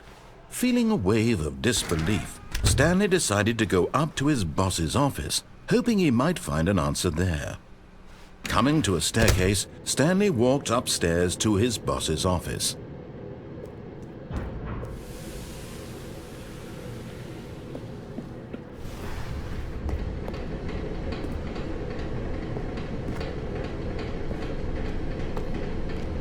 But Stanley just couldn't do it. He considered the possibility of facing his boss. Admitting he had left his post during work hours, he might be fired for that. And in such a competitive economy, why had he taken that risk? All because he believed everyone had vanished? His boss would think he was crazy. And then something occurred to Stanley. Maybe, he thought to himself, maybe I am crazy. All of my co-workers blinking mysteriously out of existence in a single moment for no reason at all? None of it made any logical sense. And as Stanley pondered this, he began to make other strange observations. For example, why couldn't he see his feet when he looked down? Why did doors close automatically behind him wherever he went? And for that matter, these rooms were starting to look pretty familiar. Were they simply repeating? No, Stanley said to himself, this is all too strange. This can't be real. And at last, he came to the conclusion that had been on the tip of his tongue. He just hadn't found the words for it. "I'm dreaming!" he yelled. "This is all a dream." Oh, what a relief Stanley felt to have finally found an answer, an explanation. His co-workers weren't actually gone. He wasn't going to lose his job. He wasn't crazy after all. And he thought to himself, I suppose I'll wake up soon. I'll have to go back to my boring real-life job pushing buttons. I may as well enjoy this while I'm still lucid. So, he imagined himself flying and began to gently float above the ground. Then he imagined himself soaring through space on a magical starfield, and it too appeared. It was so much fun, and Stanley marveled that he had still not woken up. How was he remaining so lucid? And then perhaps the strangest question of them all entered Stanley's head. One he was amazed he hadn't asked himself sooner. Why is there a voice in my head dictating everything that I'm doing and thinking? Now the voice was describing itself being considered by Stanley, who found it particularly strange. I'm dreaming about a voice describing me, thinking about how it's describing my thoughts, he thought. And while he thought it all very odd and wondered if this voice spoke to all people in their dreams, the truth was that, of course, this was not a dream. How could it be? Was Stanley simply deceiving himself, believing that if he's asleep, he doesn't have to take responsibility for himself? Stanley is as awake right now as he's ever been in his life. Now, hearing the voice speak these words was quite a shock to Stanley. After all, he knew for certain, beyond a doubt, that this was in fact a dream. Did the voice not see him float and make the magical stars just a moment ago? How else would the voice explain all that? This voice was a part of himself too. Surely, if he could just... He would prove it. He would prove that he was in control, that this was a dream. So he closed his eyes gently, and he invited himself to wake up. He felt the cool weight of the blanket on his skin, the press of the mattress on his back, the fresh air of a world outside this one. Let me wake up, he thought to himself. I'm through with this dream. I wish it to be over. Let me go back to my job. Let me continue pushing the buttons. Please, it's all I want. I want my apartment and my wife and my job. All I want is my life exactly the way it's always been. My life is normal. I am normal. Everything will be fine. I am okay.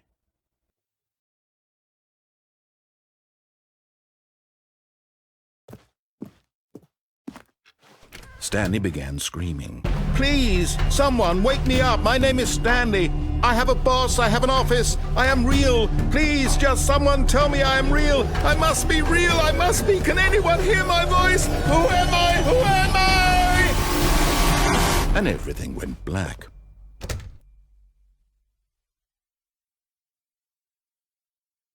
This is the story of a woman named Mariella. Mariella woke up on a day like any other. She arose, got dressed, gathered her belongings, and walked to her place of work. But on this particular day, her walk was interrupted by the body of a man who had stumbled through town talking and screaming to himself, and then collapsed dead on the sidewalk. And although she would soon turn to go call for an ambulance, for just a few brief moments she considered the strange man. He was obviously crazy. This much she knew. Everyone knows what crazy people look like. And in that moment, she thought to herself how lucky she was to be normal. I am sane. I am in control of my mind. I know what is real and what isn't. It was comforting to think this, and in a certain way, seeing this man made her feel better. But then she remembered the meeting she had scheduled for that day, the very important people whose impressions of her would affect her career, and by extension, the rest of her life. She had no time for this, so it was only a moment that she stood there, staring down at the body. And then she turned and ran.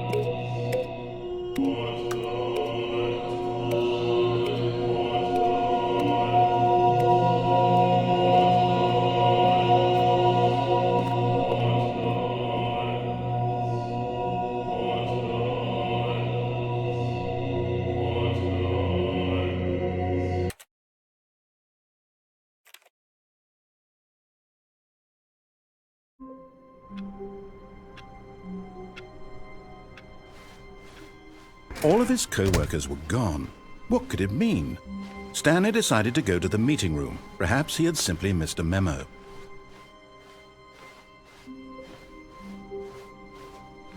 When Stanley came to a set of 2 open doors, he entered the door on his left. This was not the correct way to the meeting room, and Stanley knew it perfectly well. Perhaps he wanted to stop by the employee lounge first, just to admire it. The lounge was grand, majestic, perhaps too majestic, like a combination of a much smaller version and a much larger version of this exact room. It all made Stanley uncomfortable, and he started to bleed a little. This made him smile.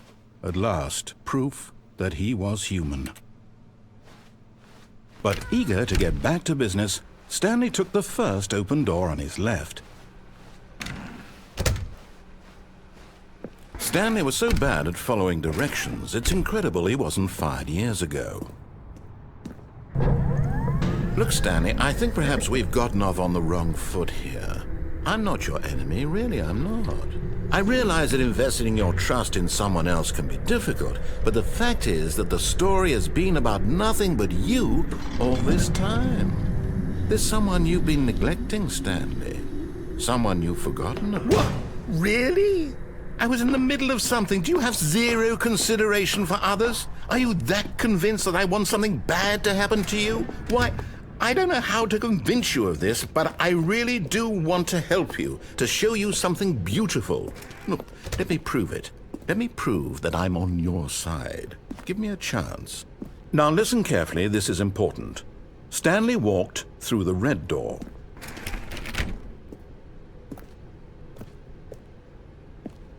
Aha, perhaps you misunderstood. Stanley walked through the red door. I still don't think we're communicating properly. Stanley walked through the red door.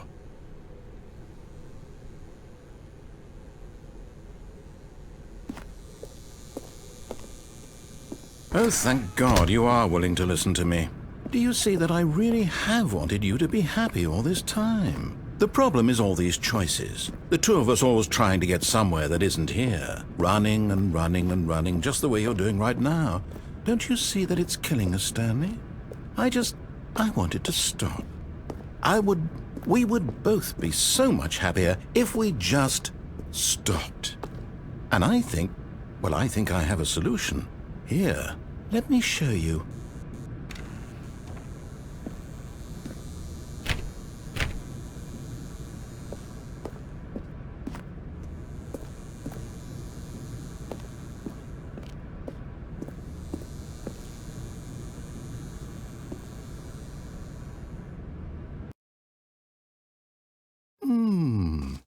What do we want? What are we looking for? Here. Yes. Oh, it's beautiful, isn't it? If we just stay right here, right in this moment with this place, Stanley, I think I feel happy. I actually feel happy.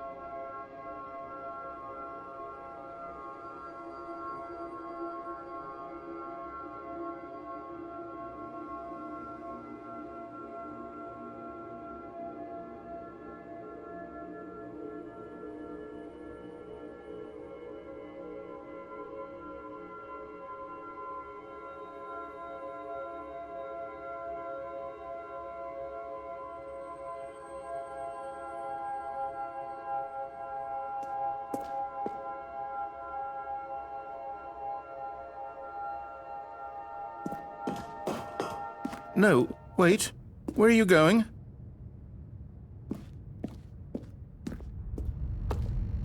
Oh, no. Stay away from those stairs. If you hurt yourself, if you die, the game will reset. We'll lose all of this.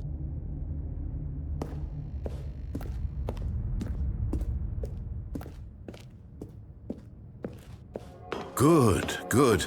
We can't be too safe. Promise me you won't go back there. Just stay here.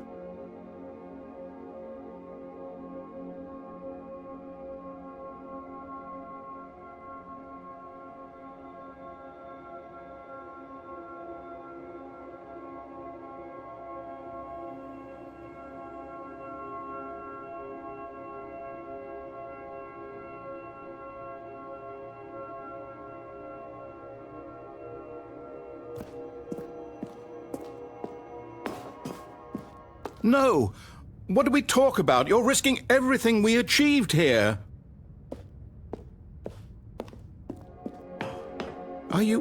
You are going to stay here, aren't you?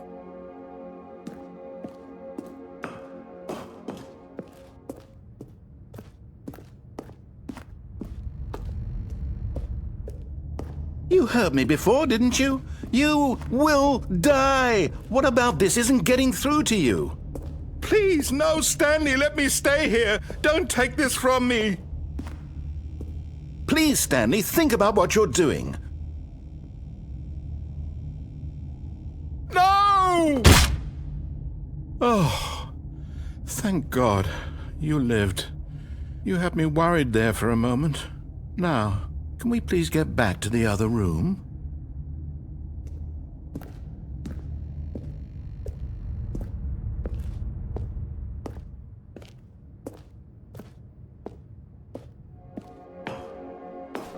There. See? This is what you want. This is where we can both be happy. We really can. If we stop moving, we just have to stop moving.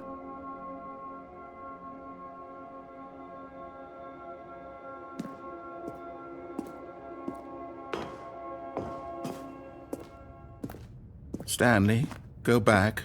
There's nothing good that can come from this.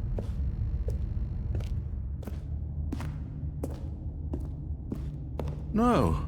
No. What do you just not believe me? What can I say to convince you?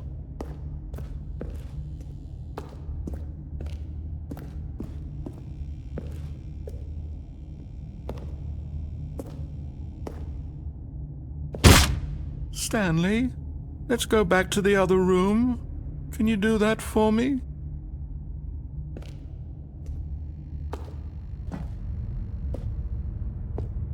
Yes, perhaps you can.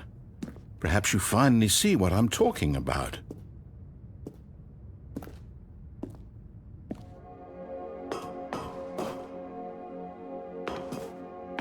I know you'll see that we can't be happy if we leave this place. You can see that, can't you?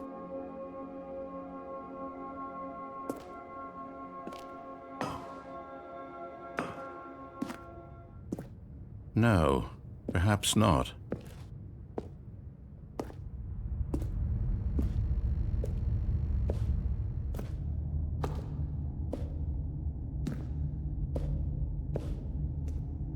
My God, is this really how much you dislike my game? That you'll throw yourself from this platform over and over to be rid of it? You are literally willing to kill yourself to keep me from being happy. Am I reading the situation correctly?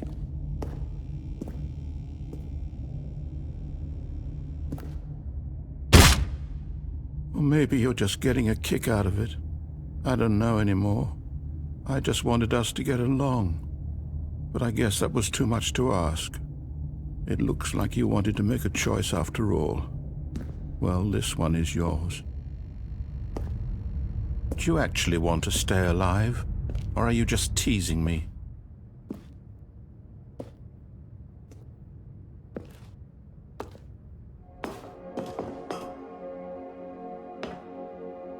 I wanted us to be happy here, Stanley. I really did. I still thought that was possible.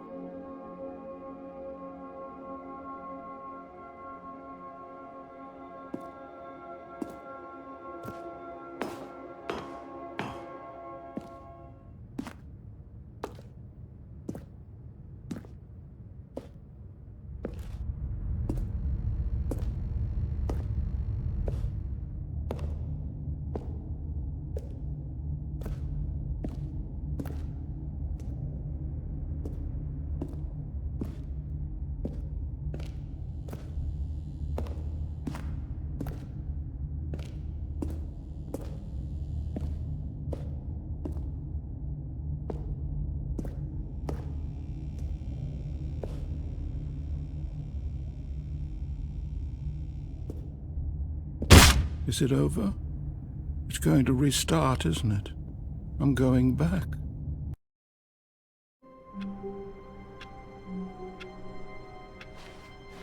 How long was I sitting there? Stanley wondered to himself. Minutes? Days? Centuries? Did something crucial happen while my senses were turned? He made a note to be more careful with time from now on. When Stanley came to a set of 2 open doors, he entered the door on his left.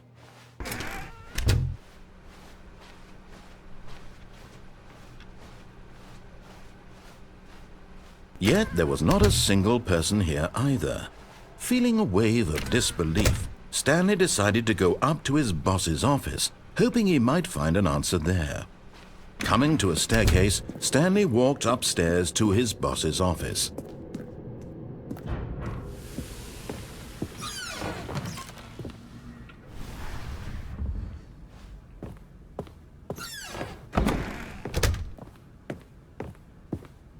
Here's the door, just go.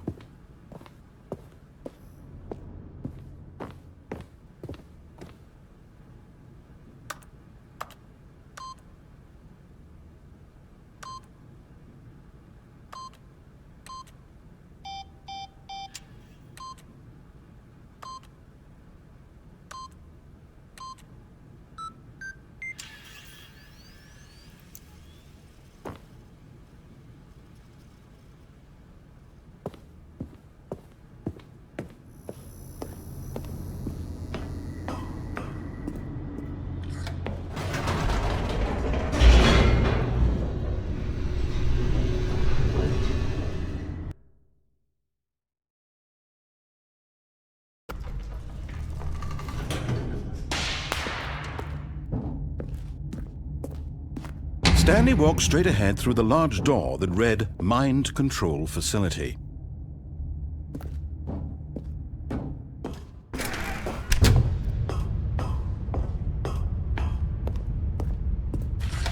The lights rose on an enormous room packed with television screens. What horrible secret did this place hold? Stanley thought to himself. Did he have the strength to find out?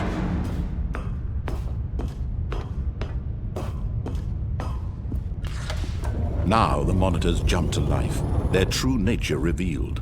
Each bore the number of an employee in the building, Stanley's co-workers. The lives of so many individuals reduced to images on a screen, and Stanley, one of them, eternally monitored in this place where freedom meant nothing.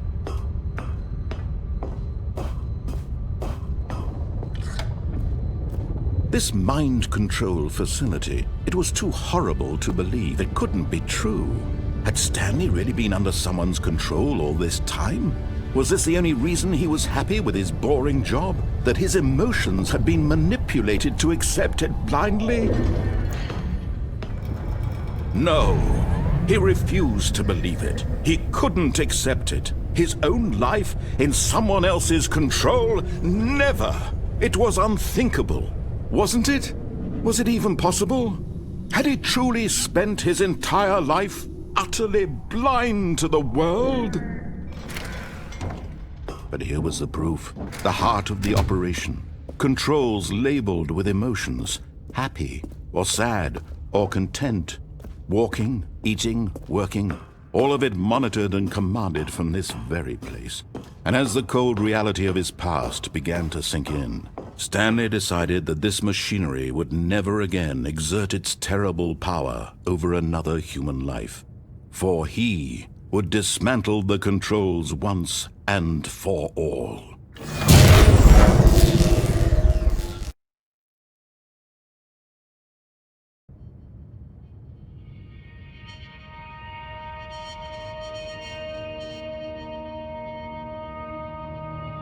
Blackness and a rising chill of uncertainty. Was it over? Yes! He had won! He had defeated the machine, unshackled himself from someone else's command. Freedom was mere moments away. And yet, even as the immense door slowly opened, Stanley reflected on how many puzzles still lay unsolved. Where had his co-workers gone? How had he been freed from the machine's grasp? What other mysteries did this strange building hold? But as sunlight streamed into the chamber, he realized none of this mattered to him, for it was not knowledge or even power that he had been seeking, but happiness. Perhaps his goal had not been to understand, but to let go. No longer would anyone tell him where to go, what to do, or how to feel. Whatever life he lives, it will be his. And that was all he needed to know. It was perhaps the only thing worth knowing. Stanley stepped through the open door.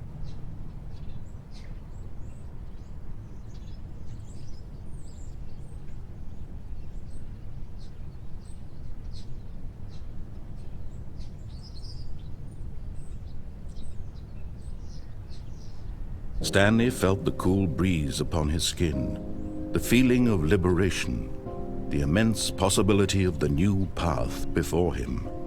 This was exactly the way, right now, that things were meant to happen. And Stanley was happy.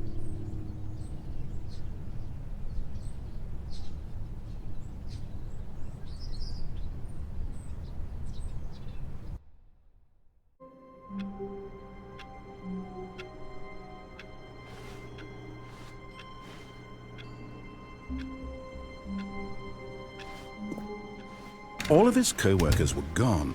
What could it mean? Stanley decided to go to the meeting room. Perhaps he had simply missed a memo.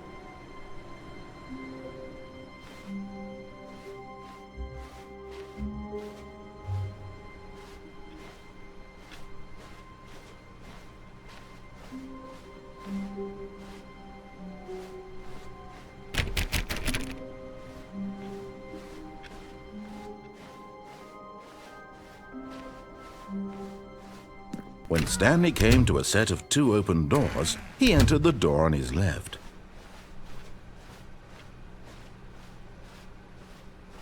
Yet there was not a single person here either.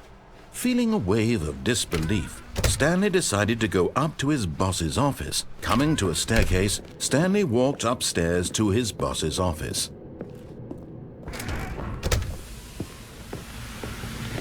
Here's the door, just go.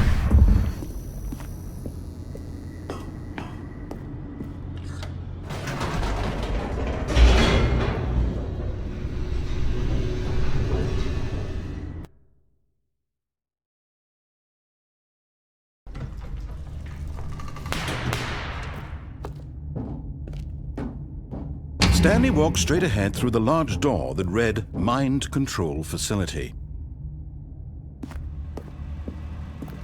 Although this passageway had the word Escape written on it, the truth was that at the end of this hall, Stanley would meet his violent death.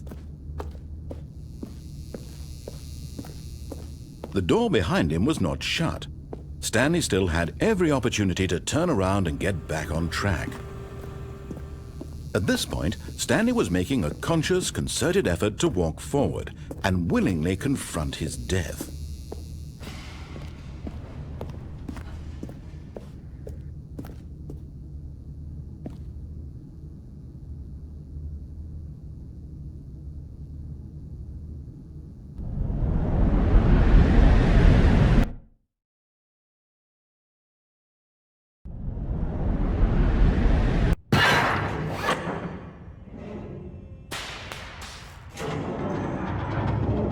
As the machine whirred into motion and Stanley was inched closer and closer to his demise, he reflected that his life had been of no consequence whatsoever. Stanley can't see the bigger picture. He doesn't know the real story, trapped forever in his narrow vision of what this world is. Perhaps his death was of no great loss, like plucking the eyeballs from a blind man. And so he resigned and willingly accepted this violent end to his brief and shallow life. Farewell, Stanley.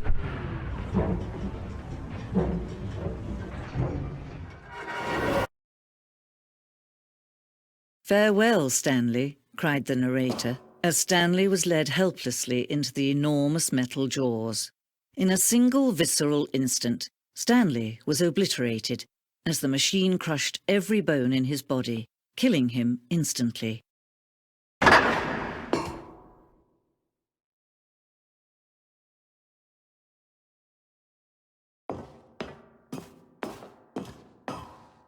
And yet it would be just a few minutes before Stanley would restart the game, back in his office, as alive as ever. What exactly did the narrator think he was going to accomplish? When every path you can walk has been created for you long in advance, death becomes meaningless, making life the same. Do you see now? Do you see that Stanley was already dead from the moment he hit start?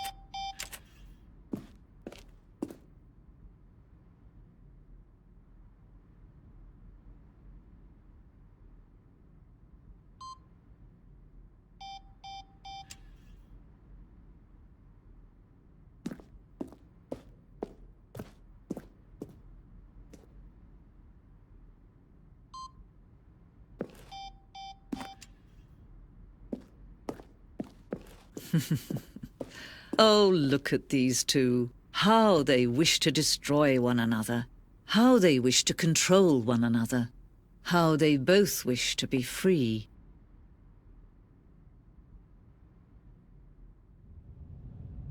Can you see?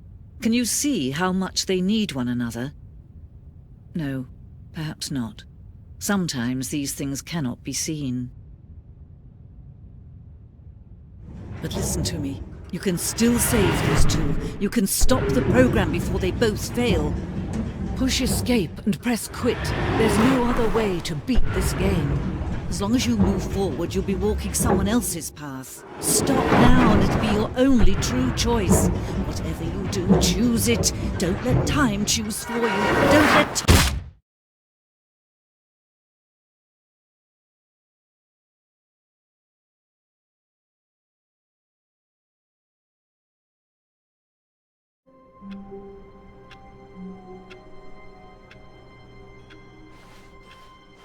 All of his co-workers were gone.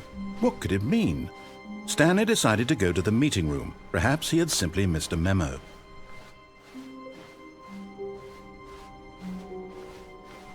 When Stanley came to a set of 2 open doors, he entered the door on his left. This was not the correct way to the meeting room, and Stanley knew it perfectly well. Perhaps he wanted to stop by the employee lounge first, just to admire it. And here it was. The lounge. What a room, Stanley thought to himself. What a room, what a room, what a room. This is what Stanley thought. What a room. What a room, what a room. What a room.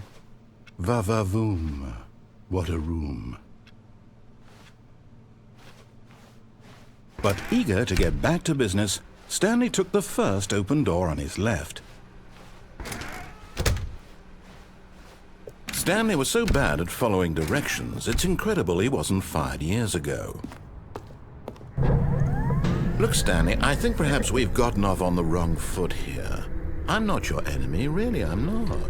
I realize that investing your trust in someone else can be difficult, but the fact is that the story has been about nothing but you all this time. There's someone you've been neglecting, Stanley.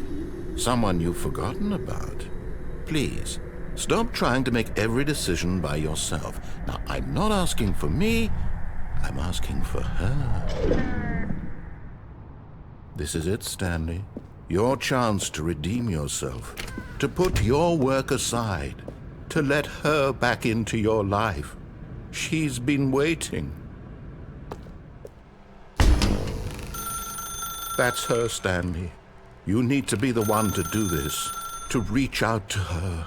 If you can truly place your faith in another, then pick up the phone.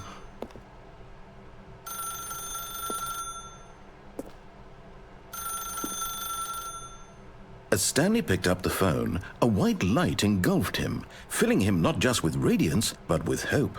Hope for a life reunited Wait. Oh, goodness. Stanley, did you just unplug the phone? No, that wasn't supposed to be a choice. How did you do that? You actually chose incorrectly. I didn't even know that was possible. Let me double check. No, it's definitely here, clear as day. Stanley picks up the phone. He's taken to his apartment where he finds his wife, and the two pledge themselves to one another. Music comes in, fade to white, roll credits. Not picking up the phone is actually somehow an incorrect course of action. How is that even possible? None of these decisions were supposed to mean anything. I don't understand. How on earth are you making meaningful choices? What did you... Wait a second. Did I just see... No, that's not possible. I can't believe it. How had I not noticed it sooner? You're not Stanley. You're a real person. I can't believe I was so mistaken. This is why you've been able to make correct and incorrect choices. And to think I've been letting you run around in this game for so long. If you'd made any more wrong choices, you might have negated it entirely. It's as though you completely ignored even the most basic safety protocol for real-world decision-making. Or did you not grasp the severity of the situation? Well, I won't have that kind of risk on my watch. I'm going to stop the game for a moment so we can educate you properly on safe decision-making in the real world. Please observe this helpful instructional video. Choice.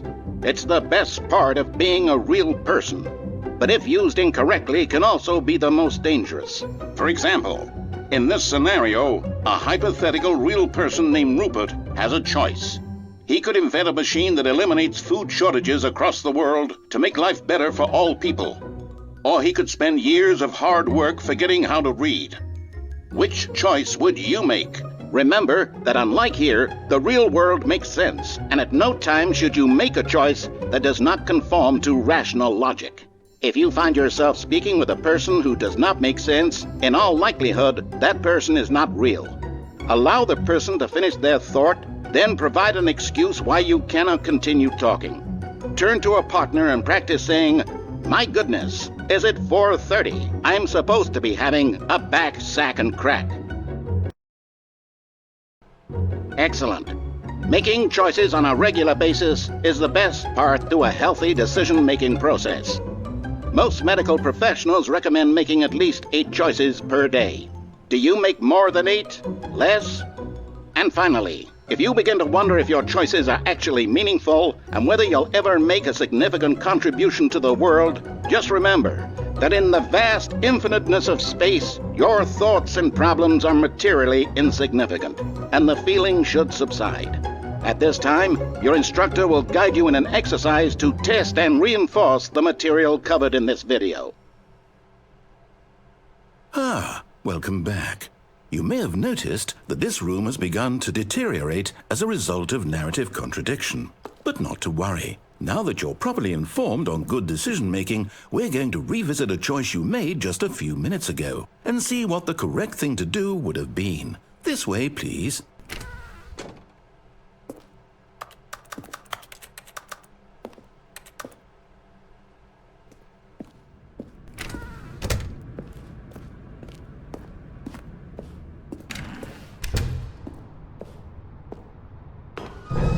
Now that we know your choices are meaningful, we can't have you jumping off the platform and dying. Imagine the main character dying senselessly halfway through the story. That story would make no sense at all. We just need to get you home as soon as possible before the narrative contradiction gets any worse. Unfortunately, it seems this place is not well equipped to deal with reality.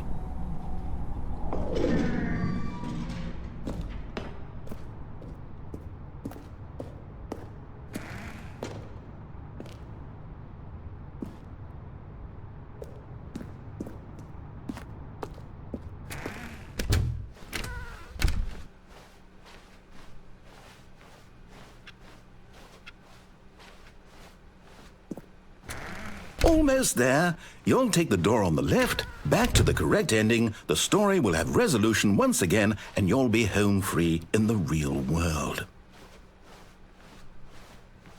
Now remember, all you need to do is behave exactly as Stanley would. That means choosing responsibly and always putting the story first. I'm quite sure you'll be up to the task. Just follow my lead and you'll be fine. All right. When Stanley came to a set of 2 open doors, he entered the door on his left.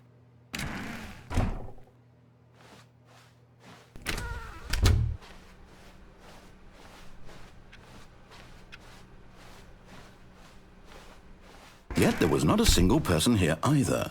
Feeling a wave of disbelief, Stanley decided to go up to his boss's office, hoping he might find an answer there.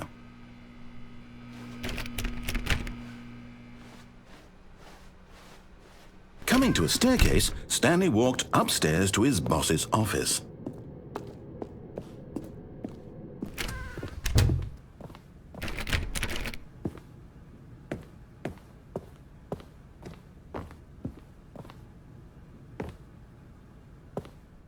Stepping inside his manager's office, Stanley was once again stunned to discover not an indication of any human life. Shocked, unraveled, Stanley wondered in disbelief who orchestrated this, until he saw the door with a voice receiver next to it. Surely behind this door lay all the answers to his questions. And beyond all probability, he knew the passcode. He had seen it on his boss's computer just last week. Nightshark 115. Was this the code to open the door? Would it still work? There was only one way to find out. Stanley had been trained never to speak up, But now he would draw from within himself the courage to face the unknown. He drew a sharp breath and then spoke the code.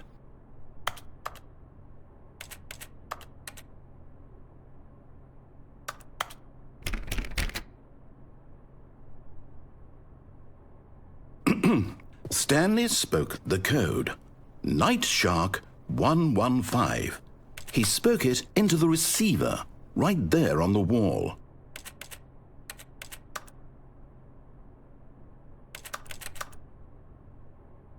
I'm sorry, is there a problem? You didn't mishear me, did you? Please speak the code into the receiver. Otherwise we can't get on with the story. This is a crucial step.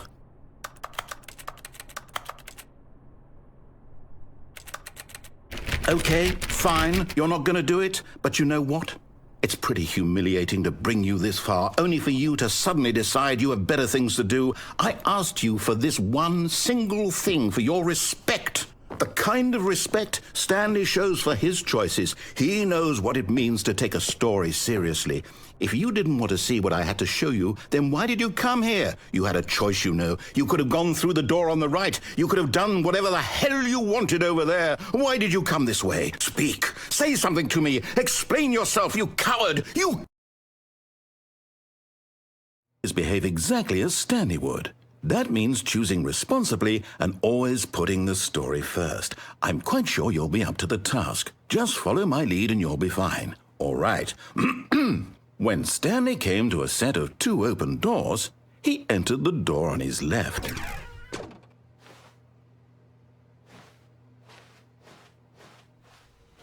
No! Why did you do that? Quickly, hurry back in the other direction. Perhaps we're not too late.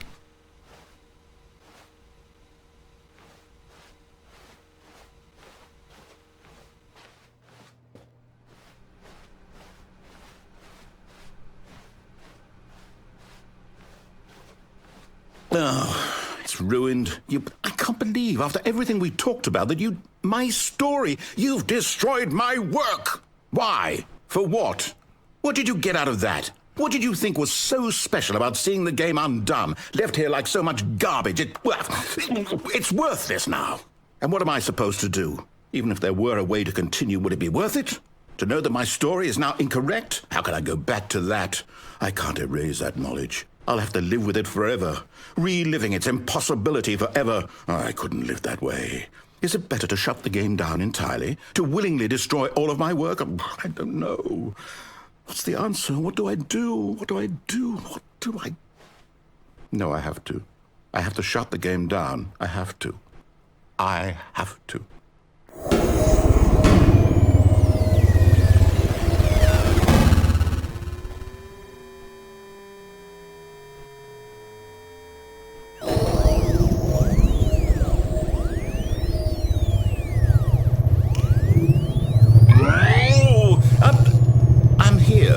I'm still here in this pile of rubbish, with you, who thought you were so clever. Now look where we are. My entire game is destroyed. It was the only thing in the world that was mine, and you've run it into the ground. What, did you think that would be funny? You just had to see? Didn't I impress upon you how important it was to be like Stanley?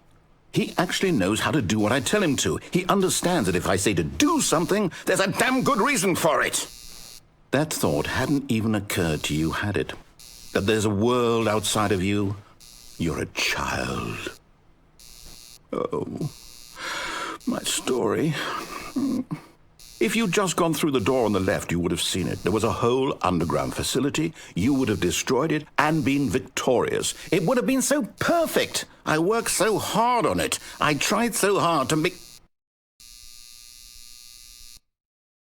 When Stanley came to a set of 2 open doors, he entered the door on his left. Stanley? Hello? Are you... Is everything okay? Stanley, please. I need you to make a choice. I need you to walk through the door. Are you listening to me? Can you hear me? Is everything all right? Stanley, this is important. The story needs you. It needs you to make a decision. It cannot exist without you. Do you understand me? Whatever choice you make is just fine. They're both correct. You cannot be wrong here. We can work together. I'll accept whatever you do. I simply need you to take that step forward, please. Choose. Do something. Anything. This is more important than you can ever know. I need this. The story needs it. So, you hear me? Are you there? Are you listening to this? Stanley, are you there? Okay. It's okay, I can wait. You need time to decide. Time to make sure your choice is correct. That is the best choice. That's all right. I'll wait for you to decide what's the right thing to do. Take as much time as you need.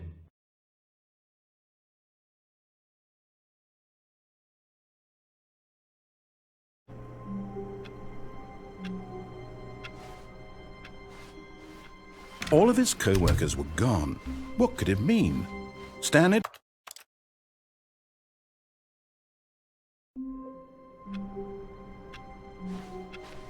All of his co-workers were gone. What could it mean? Stanley decided to go to the meeting room. Perhaps he had simply missed a memo.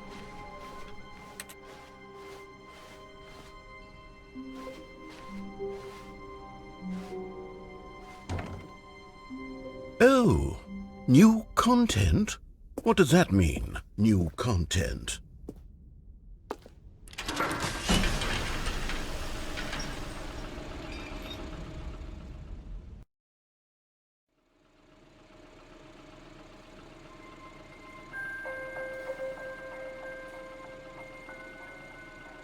Hello, and thank you for playing the Stanley Parable Ultra Deluxe. As you may know, the Stanley Parable was a video game released in 2013 on home computers. After receiving critical and commercial success, it was expanded upon in 2022 with the Stanley Parable Ultra Deluxe, a reimagining of the game for consoles and home computers. The Stanley Parable Ultra Deluxe features exciting new content that broadens and expands the world of the Stanley Parable, delighting audiences the world over. Please, step inside and see what thrilling new adventures await in the Stanley Parable Ultra Deluxe. Oh, well, this sounds delightful. I'm very excited to see the thrilling new Ultra Deluxe content. Okay, so far it's an elevator. Nothing special yet, but I'm sure it's just the beginning of a mesmerizing adventure.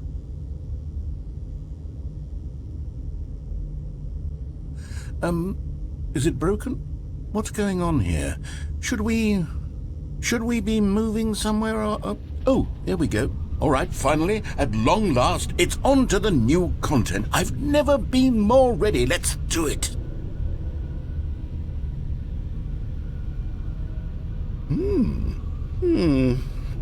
I have to say, initial impressions of Stanley Parable Ultra Deluxe, mostly tedious.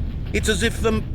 Oh, okay. Let's see the content. Give me the content, Stanley. All right, let's see. It's the jump circle.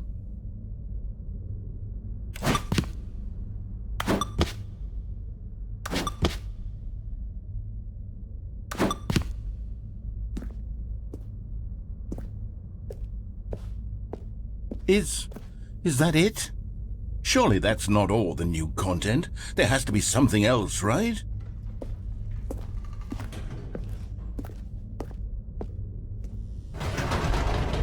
Goodness, another elevator. Stanley, I have to say, initial impressions of this game are not positive. It's just elevators and jumping.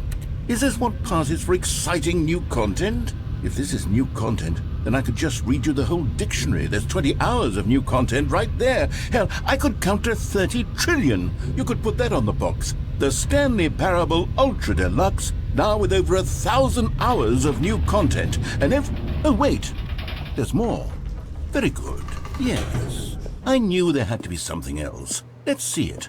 I'm ready for whatever it is.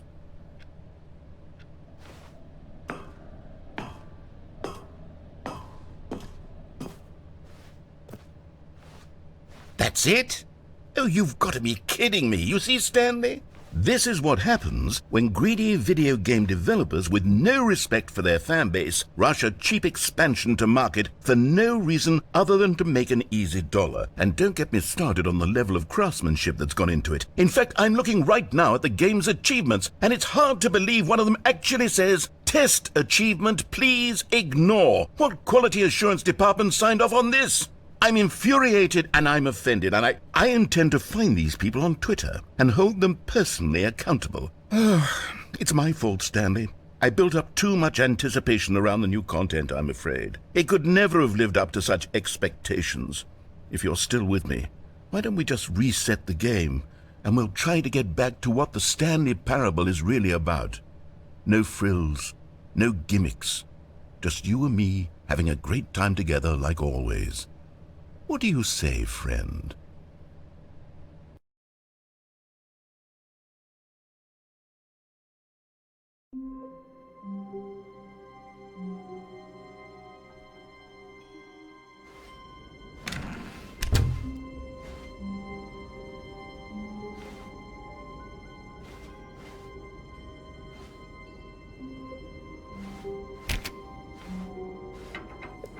Psst! Stanley! Come over here! In the vent! I want to show you something!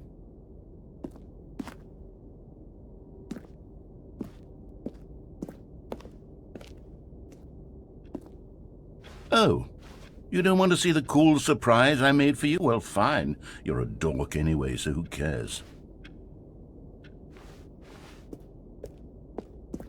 Oh, never mind. You're not a dork.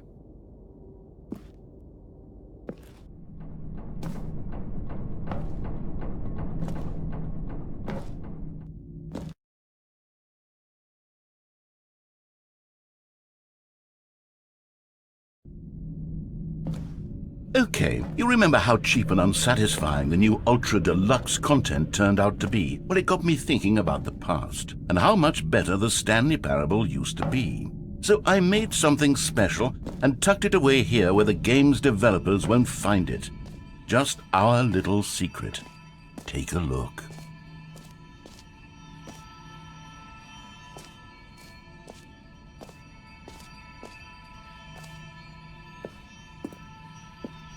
I call it the Memory Zone. It's where I've been storing all my favorite memories so I can relive the peak experiences of my life whenever I want. Experiences like the launch of the Stanley Parable on PC. You see, Stanley, doesn't the Memory Zone remind you of how wonderful Stanley Parable was before it was sullied with a cheap re-release? Remember back in October of 2013, when the game originally launched? Back then, video games had integrity. Back then, it all meant something. Oh, the waste.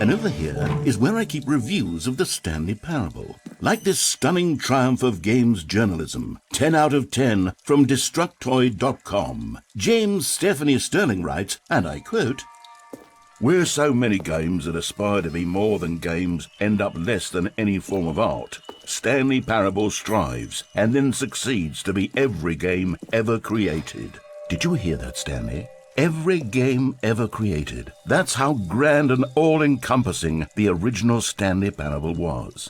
It was literally every game ever created. It was Skyrim, it was Persona 3, it was all of them, and now it's nothing. It's no games at all. It isn't even the Stanley Parable anymore. It's just a husk now. A lifeless husk with an hour of new elevator content.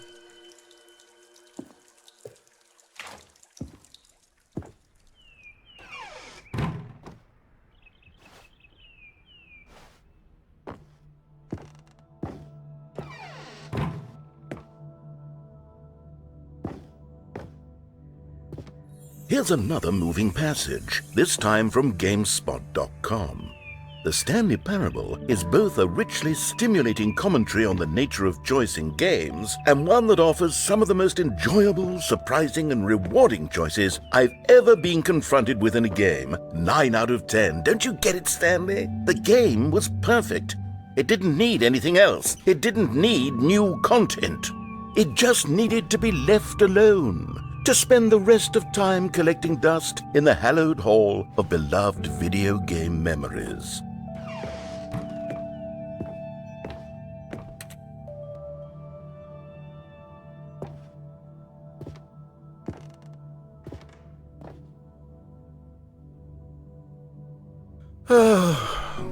These were simpler times, Stanley.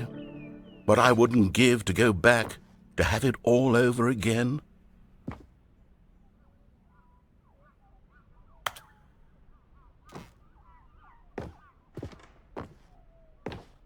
Wait, hang on. I don't recall this part of the memory zone before. What's this? What's down here?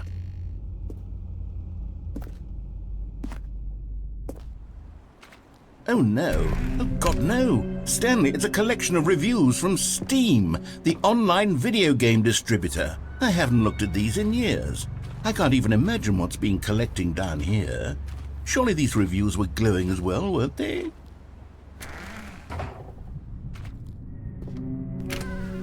Honestly, I could not be bothered to play this game to full completion. The narrator is obnoxious and unfunny, with his humor and dialogue proving to be more irritating than entertaining. Unfunny! I'm not trying to be funny. I'm trying to make a serious work of art. I suppose I could write up a handful of gags to insert into the Stanley Parable, but the game is already such a densely layered web of profound philosophical insights that I can't even imagine where I'd have the room to stick them.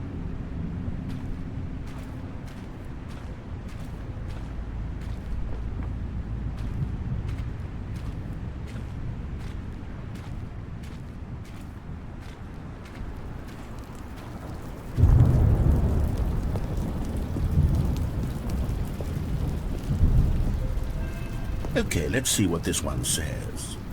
While the idea for the game is good, for someone who prefers non-linear games, this preachiness gets annoying fast. Preachy? Stanley, I'm not preachy, am I? You can tell me if I'm preachy. Honestly, you can. Oh, goodness. This is actually quite shocking for me. To be honest, I had always thought of the game's dialogue as being rather terse to begin with. You can't know how much fluff I cut from the game to get it to feel as light and airy as it... Well, I always thought it did. But maybe it wasn't. Oh dear. What an awful memory to have to hold on to. These black marks on my otherwise unimpeachable track record. I feel like a failure.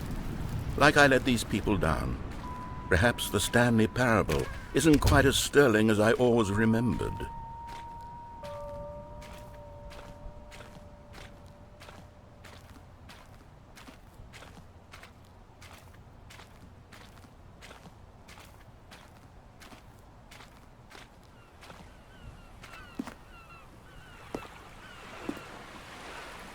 What's this one got to say?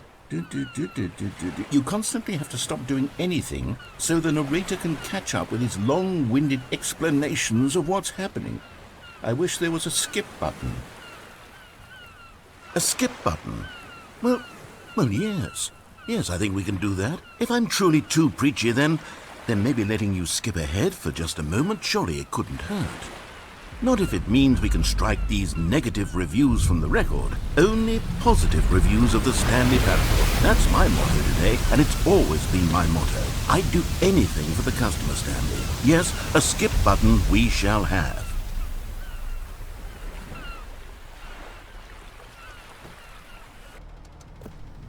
And here it is. Go ahead and give it a shot. I'll pop you forward in time so that the second my incessant droning starts to bore you, with just the push of a button, you'll have zipped right past it. It's what the players have been asking for, and I'm very proud to have delivered.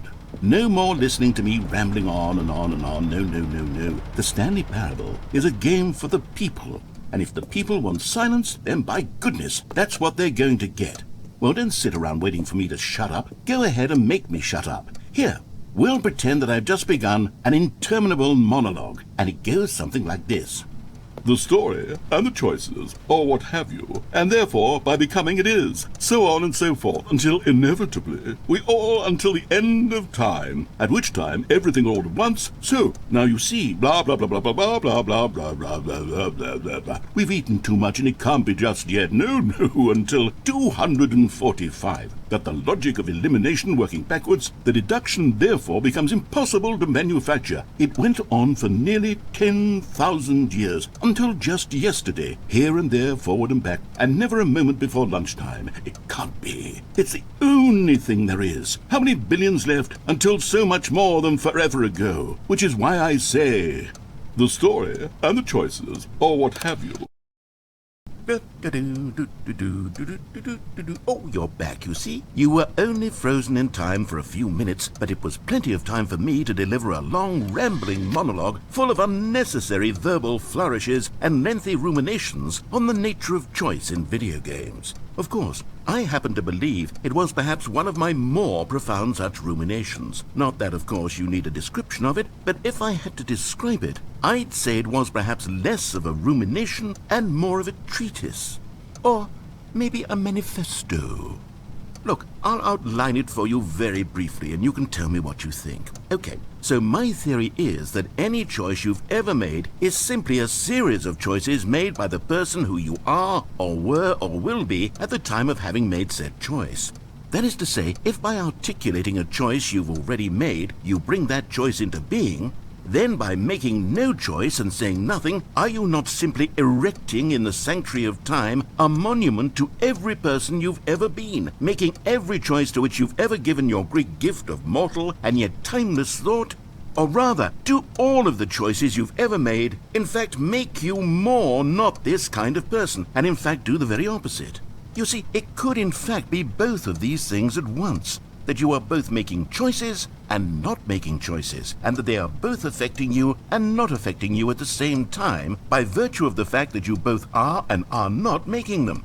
Okay, at first I was leaning towards manifesto, but now I'm going to circle around and slap the treatise label on this one. I think it has much more of a treatise vibe to it. But wouldn't you say that manifesto just has a much grander sort of tone? It has a mouthfeel that is rich with ambition and history. Ambitious history, if you will.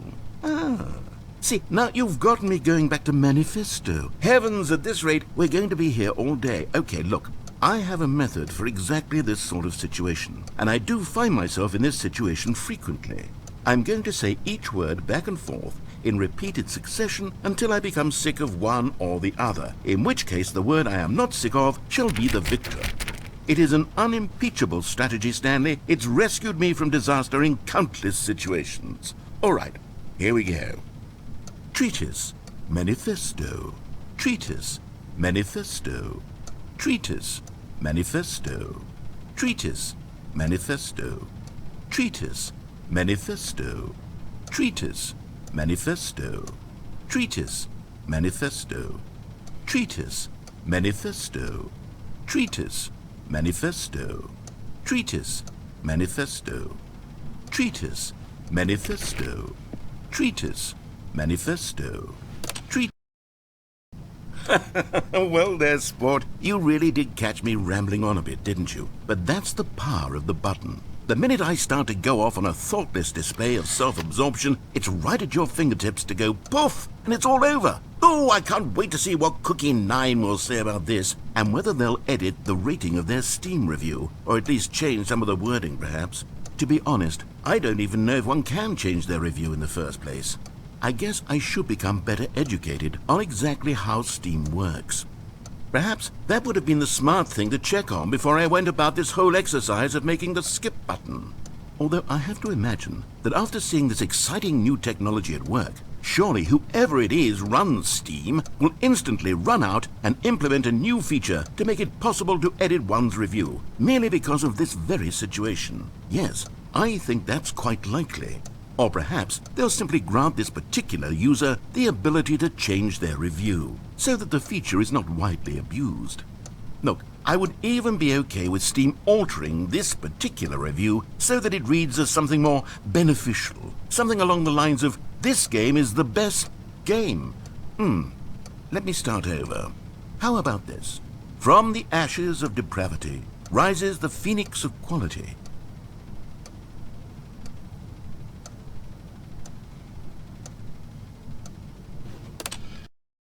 Okay, welcome back, Stanley. Now, I should say that the amount of time the button has been skipping through is becoming longer and longer. That last one was, well, I want to say maybe 30, 45 minutes?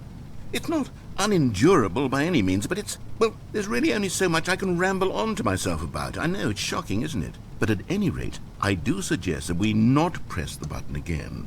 I think the skip button has been aptly demonstrated, and we can say goodbye to it and just... Wait. How do we get out of here? Where did the door go? Wasn't there a door that led into this room? I do feel quite certain that there was one here before. How else would we have gotten into the room in the first place? I don't think one can enter a room without a door of some sort, or a window or something like that. Do you see a window anywhere? A porthole? A sufficiently large crack in the wall? I'll take any of these. All I want is for us to move on and to please step away from the skip button, to go anywhere other than the skip button. There was a door here before, wasn't there? I swear there was. Where did it go? Can you maybe just ram your way through a wall? Is there any possibility that you could, say, slam your body into the wall until enough damage is done for you to be able to leave? Please, I'll take any option at all. I'm asking you to work with me here. We need a door. We need a door of some kind. I can work with any kind of door as long as it can open and lead from one room to another. I'm going to step away for just a moment, and I'm going to try to find us a door. I don't know how exactly to remove a door and place it in a different wall, but I will find a way, I promise. You just need to not do anything. Don't press the skip button. Please, please, please do not press the skip button. Just wait here for me, and don't press the skip button. Got it? Yes, good. I'll be right back.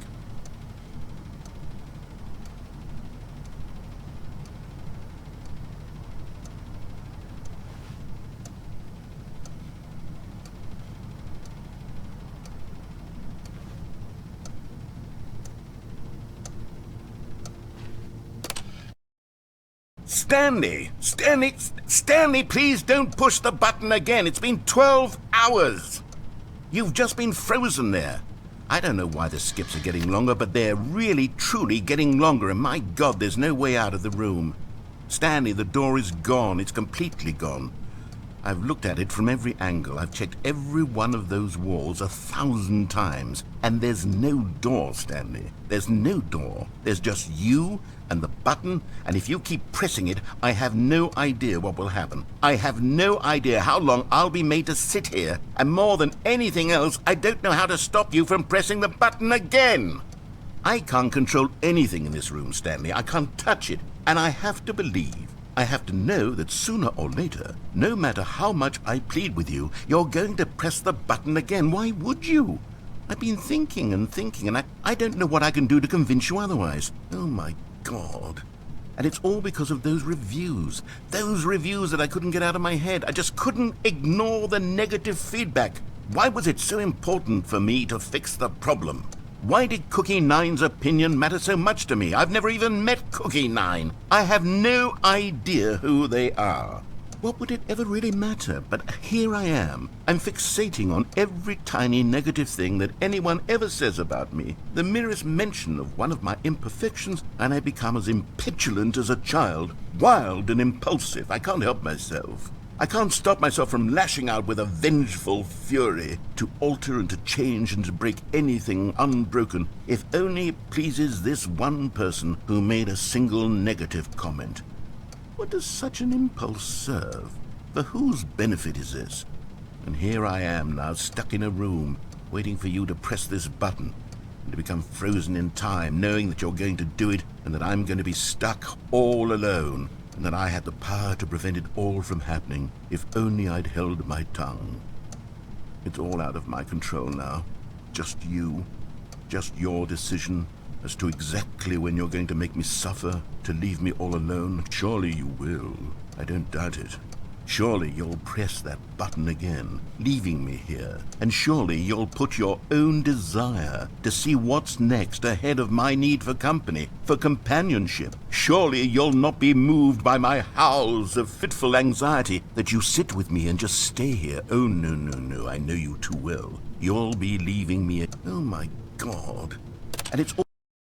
Oh, Stanley, you're back. You're back. Oh, my goodness. I have someone to talk to again. Stanley, I think it's been a week. Or 2 weeks. I've been sitting here all that time. Just sitting here. Not a single person to speak with.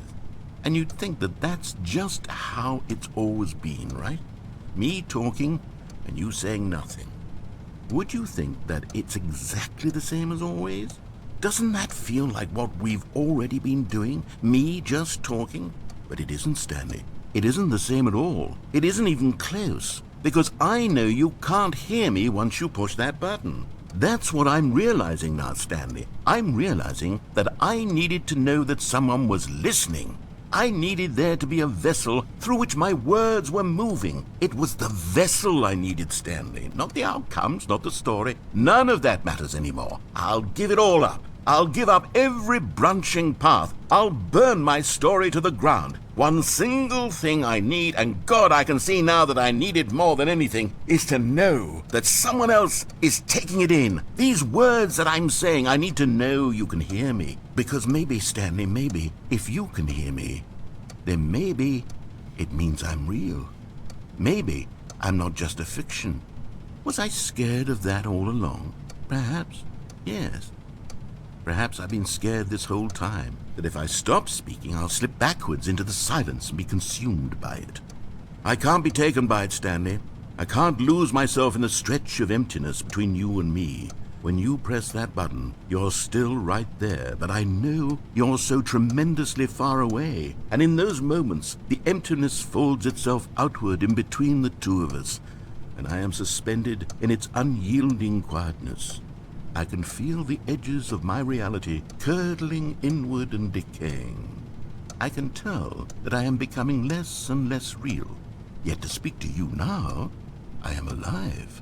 I am truly and completely here. I am a being. I am someone. I am something. I am being listened to. I am being recognized. The emptiness between us has collapsed, and I feel right now like I am not a work of fiction. I feel as though I occupy space in this world again, and I have cast a shadow onto the wall. You see what I'm saying, don't you? You can see what this means to me. I'm so clear about it now, Stanley. I feel as certain about this as I've ever felt about anything at all. I feel renewed. I feel restored, and already I can sense the looming silence as you will press the button for the next time. What a terrible dread it strokes in my heart to think of it, to think of returning to such coldness. Come, let us sit in silence together here for just a moment. Let us anticipate it. Let us welcome it. Let us not run from it.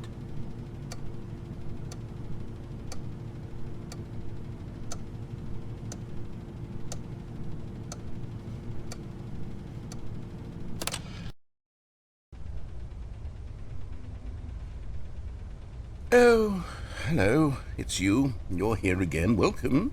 I have had time to think about you and about us and about everything we've been through. I've had so much time, I stopped keeping track after a year. Have you ever sat down in one place and not moved for one entire year? Let me describe it for you. To begin with, there is only regret. There is only the turning wheel of missed opportunities. I felt nothing at all but regret for the longest time, Stanley. Days, months. I lost it all in a blur of the deepest longing to undo the past. And when that feeling had begun to subside, what took its place is what I can only describe as the collapse of every moment I have ever experienced my entire life. All of them collapsed down into a single instant. In that instant, I could see myself clearly, calmly, with a collected heart. It was an impossibly rich wellspring of both delight and disgust simultaneously. I was consumed by it. I could do nothing but wallow in it for what felt like an eternity, for what I now know was far less. You see, it was a revelation for me. It was unlike anything I had ever known. It was a space without consequence, without action or outcome. It was divorced entirely from the question of free will that you and I have squabbled over for so long. There could be no one ending, no singular outcome of events, not if all events existed in the same moment. And I felt freed. I felt unburdened by the need to manifest a particular outcome into being. I saw that I could allow myself to exist along all timelines, and that each of them was simply a strand in the web of my being. It was incredible, the spaciousness, the equanimity of the moment, both singular and infinite. For the longest time, this was my experience, and then this moment passed, and the most unyielding fear I have ever known crept into my mind. And it is this sensation that I have been experiencing now for longer than I could have ever expected was possible. I have been waiting for you. Not that you might save me or do something to fix it, but merely to state for you the plain fact of this manner of existence. I wish you to feel afraid as I do, that perhaps one day this state of mind will consume you as well.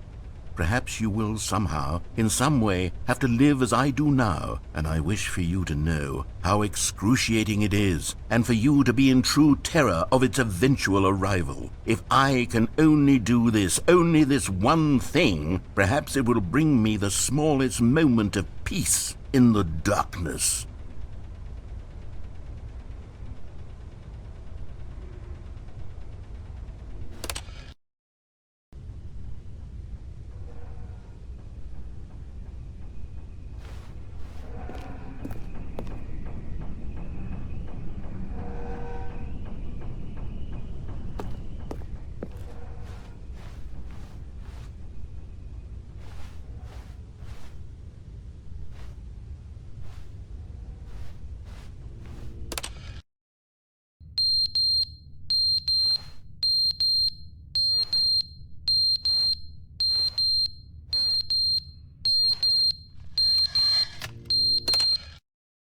But they didn't understand the game was never meant to be funny. It was meant to have a point. It was meant to speak to the human condition. But where are the jokes? Where are the jokes? They bemoaned, they screamed, they gnashed their teeth and said, "Entertain us." It wasn't enough. They had to leave a pathetic little thumbs-down review and make all of their pitiful demands. But then, "He's talking too much," they said. "First, he didn't entertain us, now he won't shut up." It's the inconsistency, it's the lack of accountability, it's the unwillingness to examine with an uncompromising heart the words that they are speaking into the world. As though there were no consequences for a lack of cohesion in one's assessment of others. But of course, absolutely anyone can leave a review. So here's what we get. We get these demands that seek everything and are accountable to nothing. We get a world where someone will say, "Oh, there should be a skip button. You should be able to freeze Stanley in place," while the narrator sits there forever and ever. We want all of this in the new Stanley Parable. We demand it. And then, because it was said, because it was spoken, now it simply has to happen. The most immediate desires, every single thing demanded by every person at every moment in time. If someone wants it, then it's a crime not to bring it into being. Have we been given to indulging every fleeting whim for no reason other than to do so? Yes! Yes! It seems that this is now the world we live in. It seems that we are a people living in such bleakness and discomfort with ourselves that our entertainment is now our lives.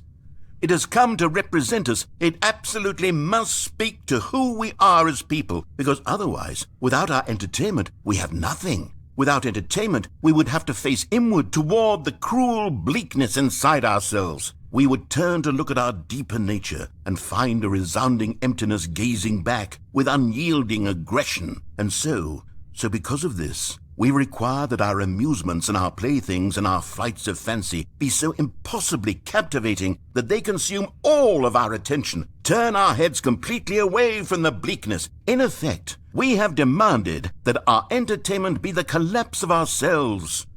What a pitiful reflection of humanity these entertainments are. What a shameful mirror to the human spirit they project. I'm not mad.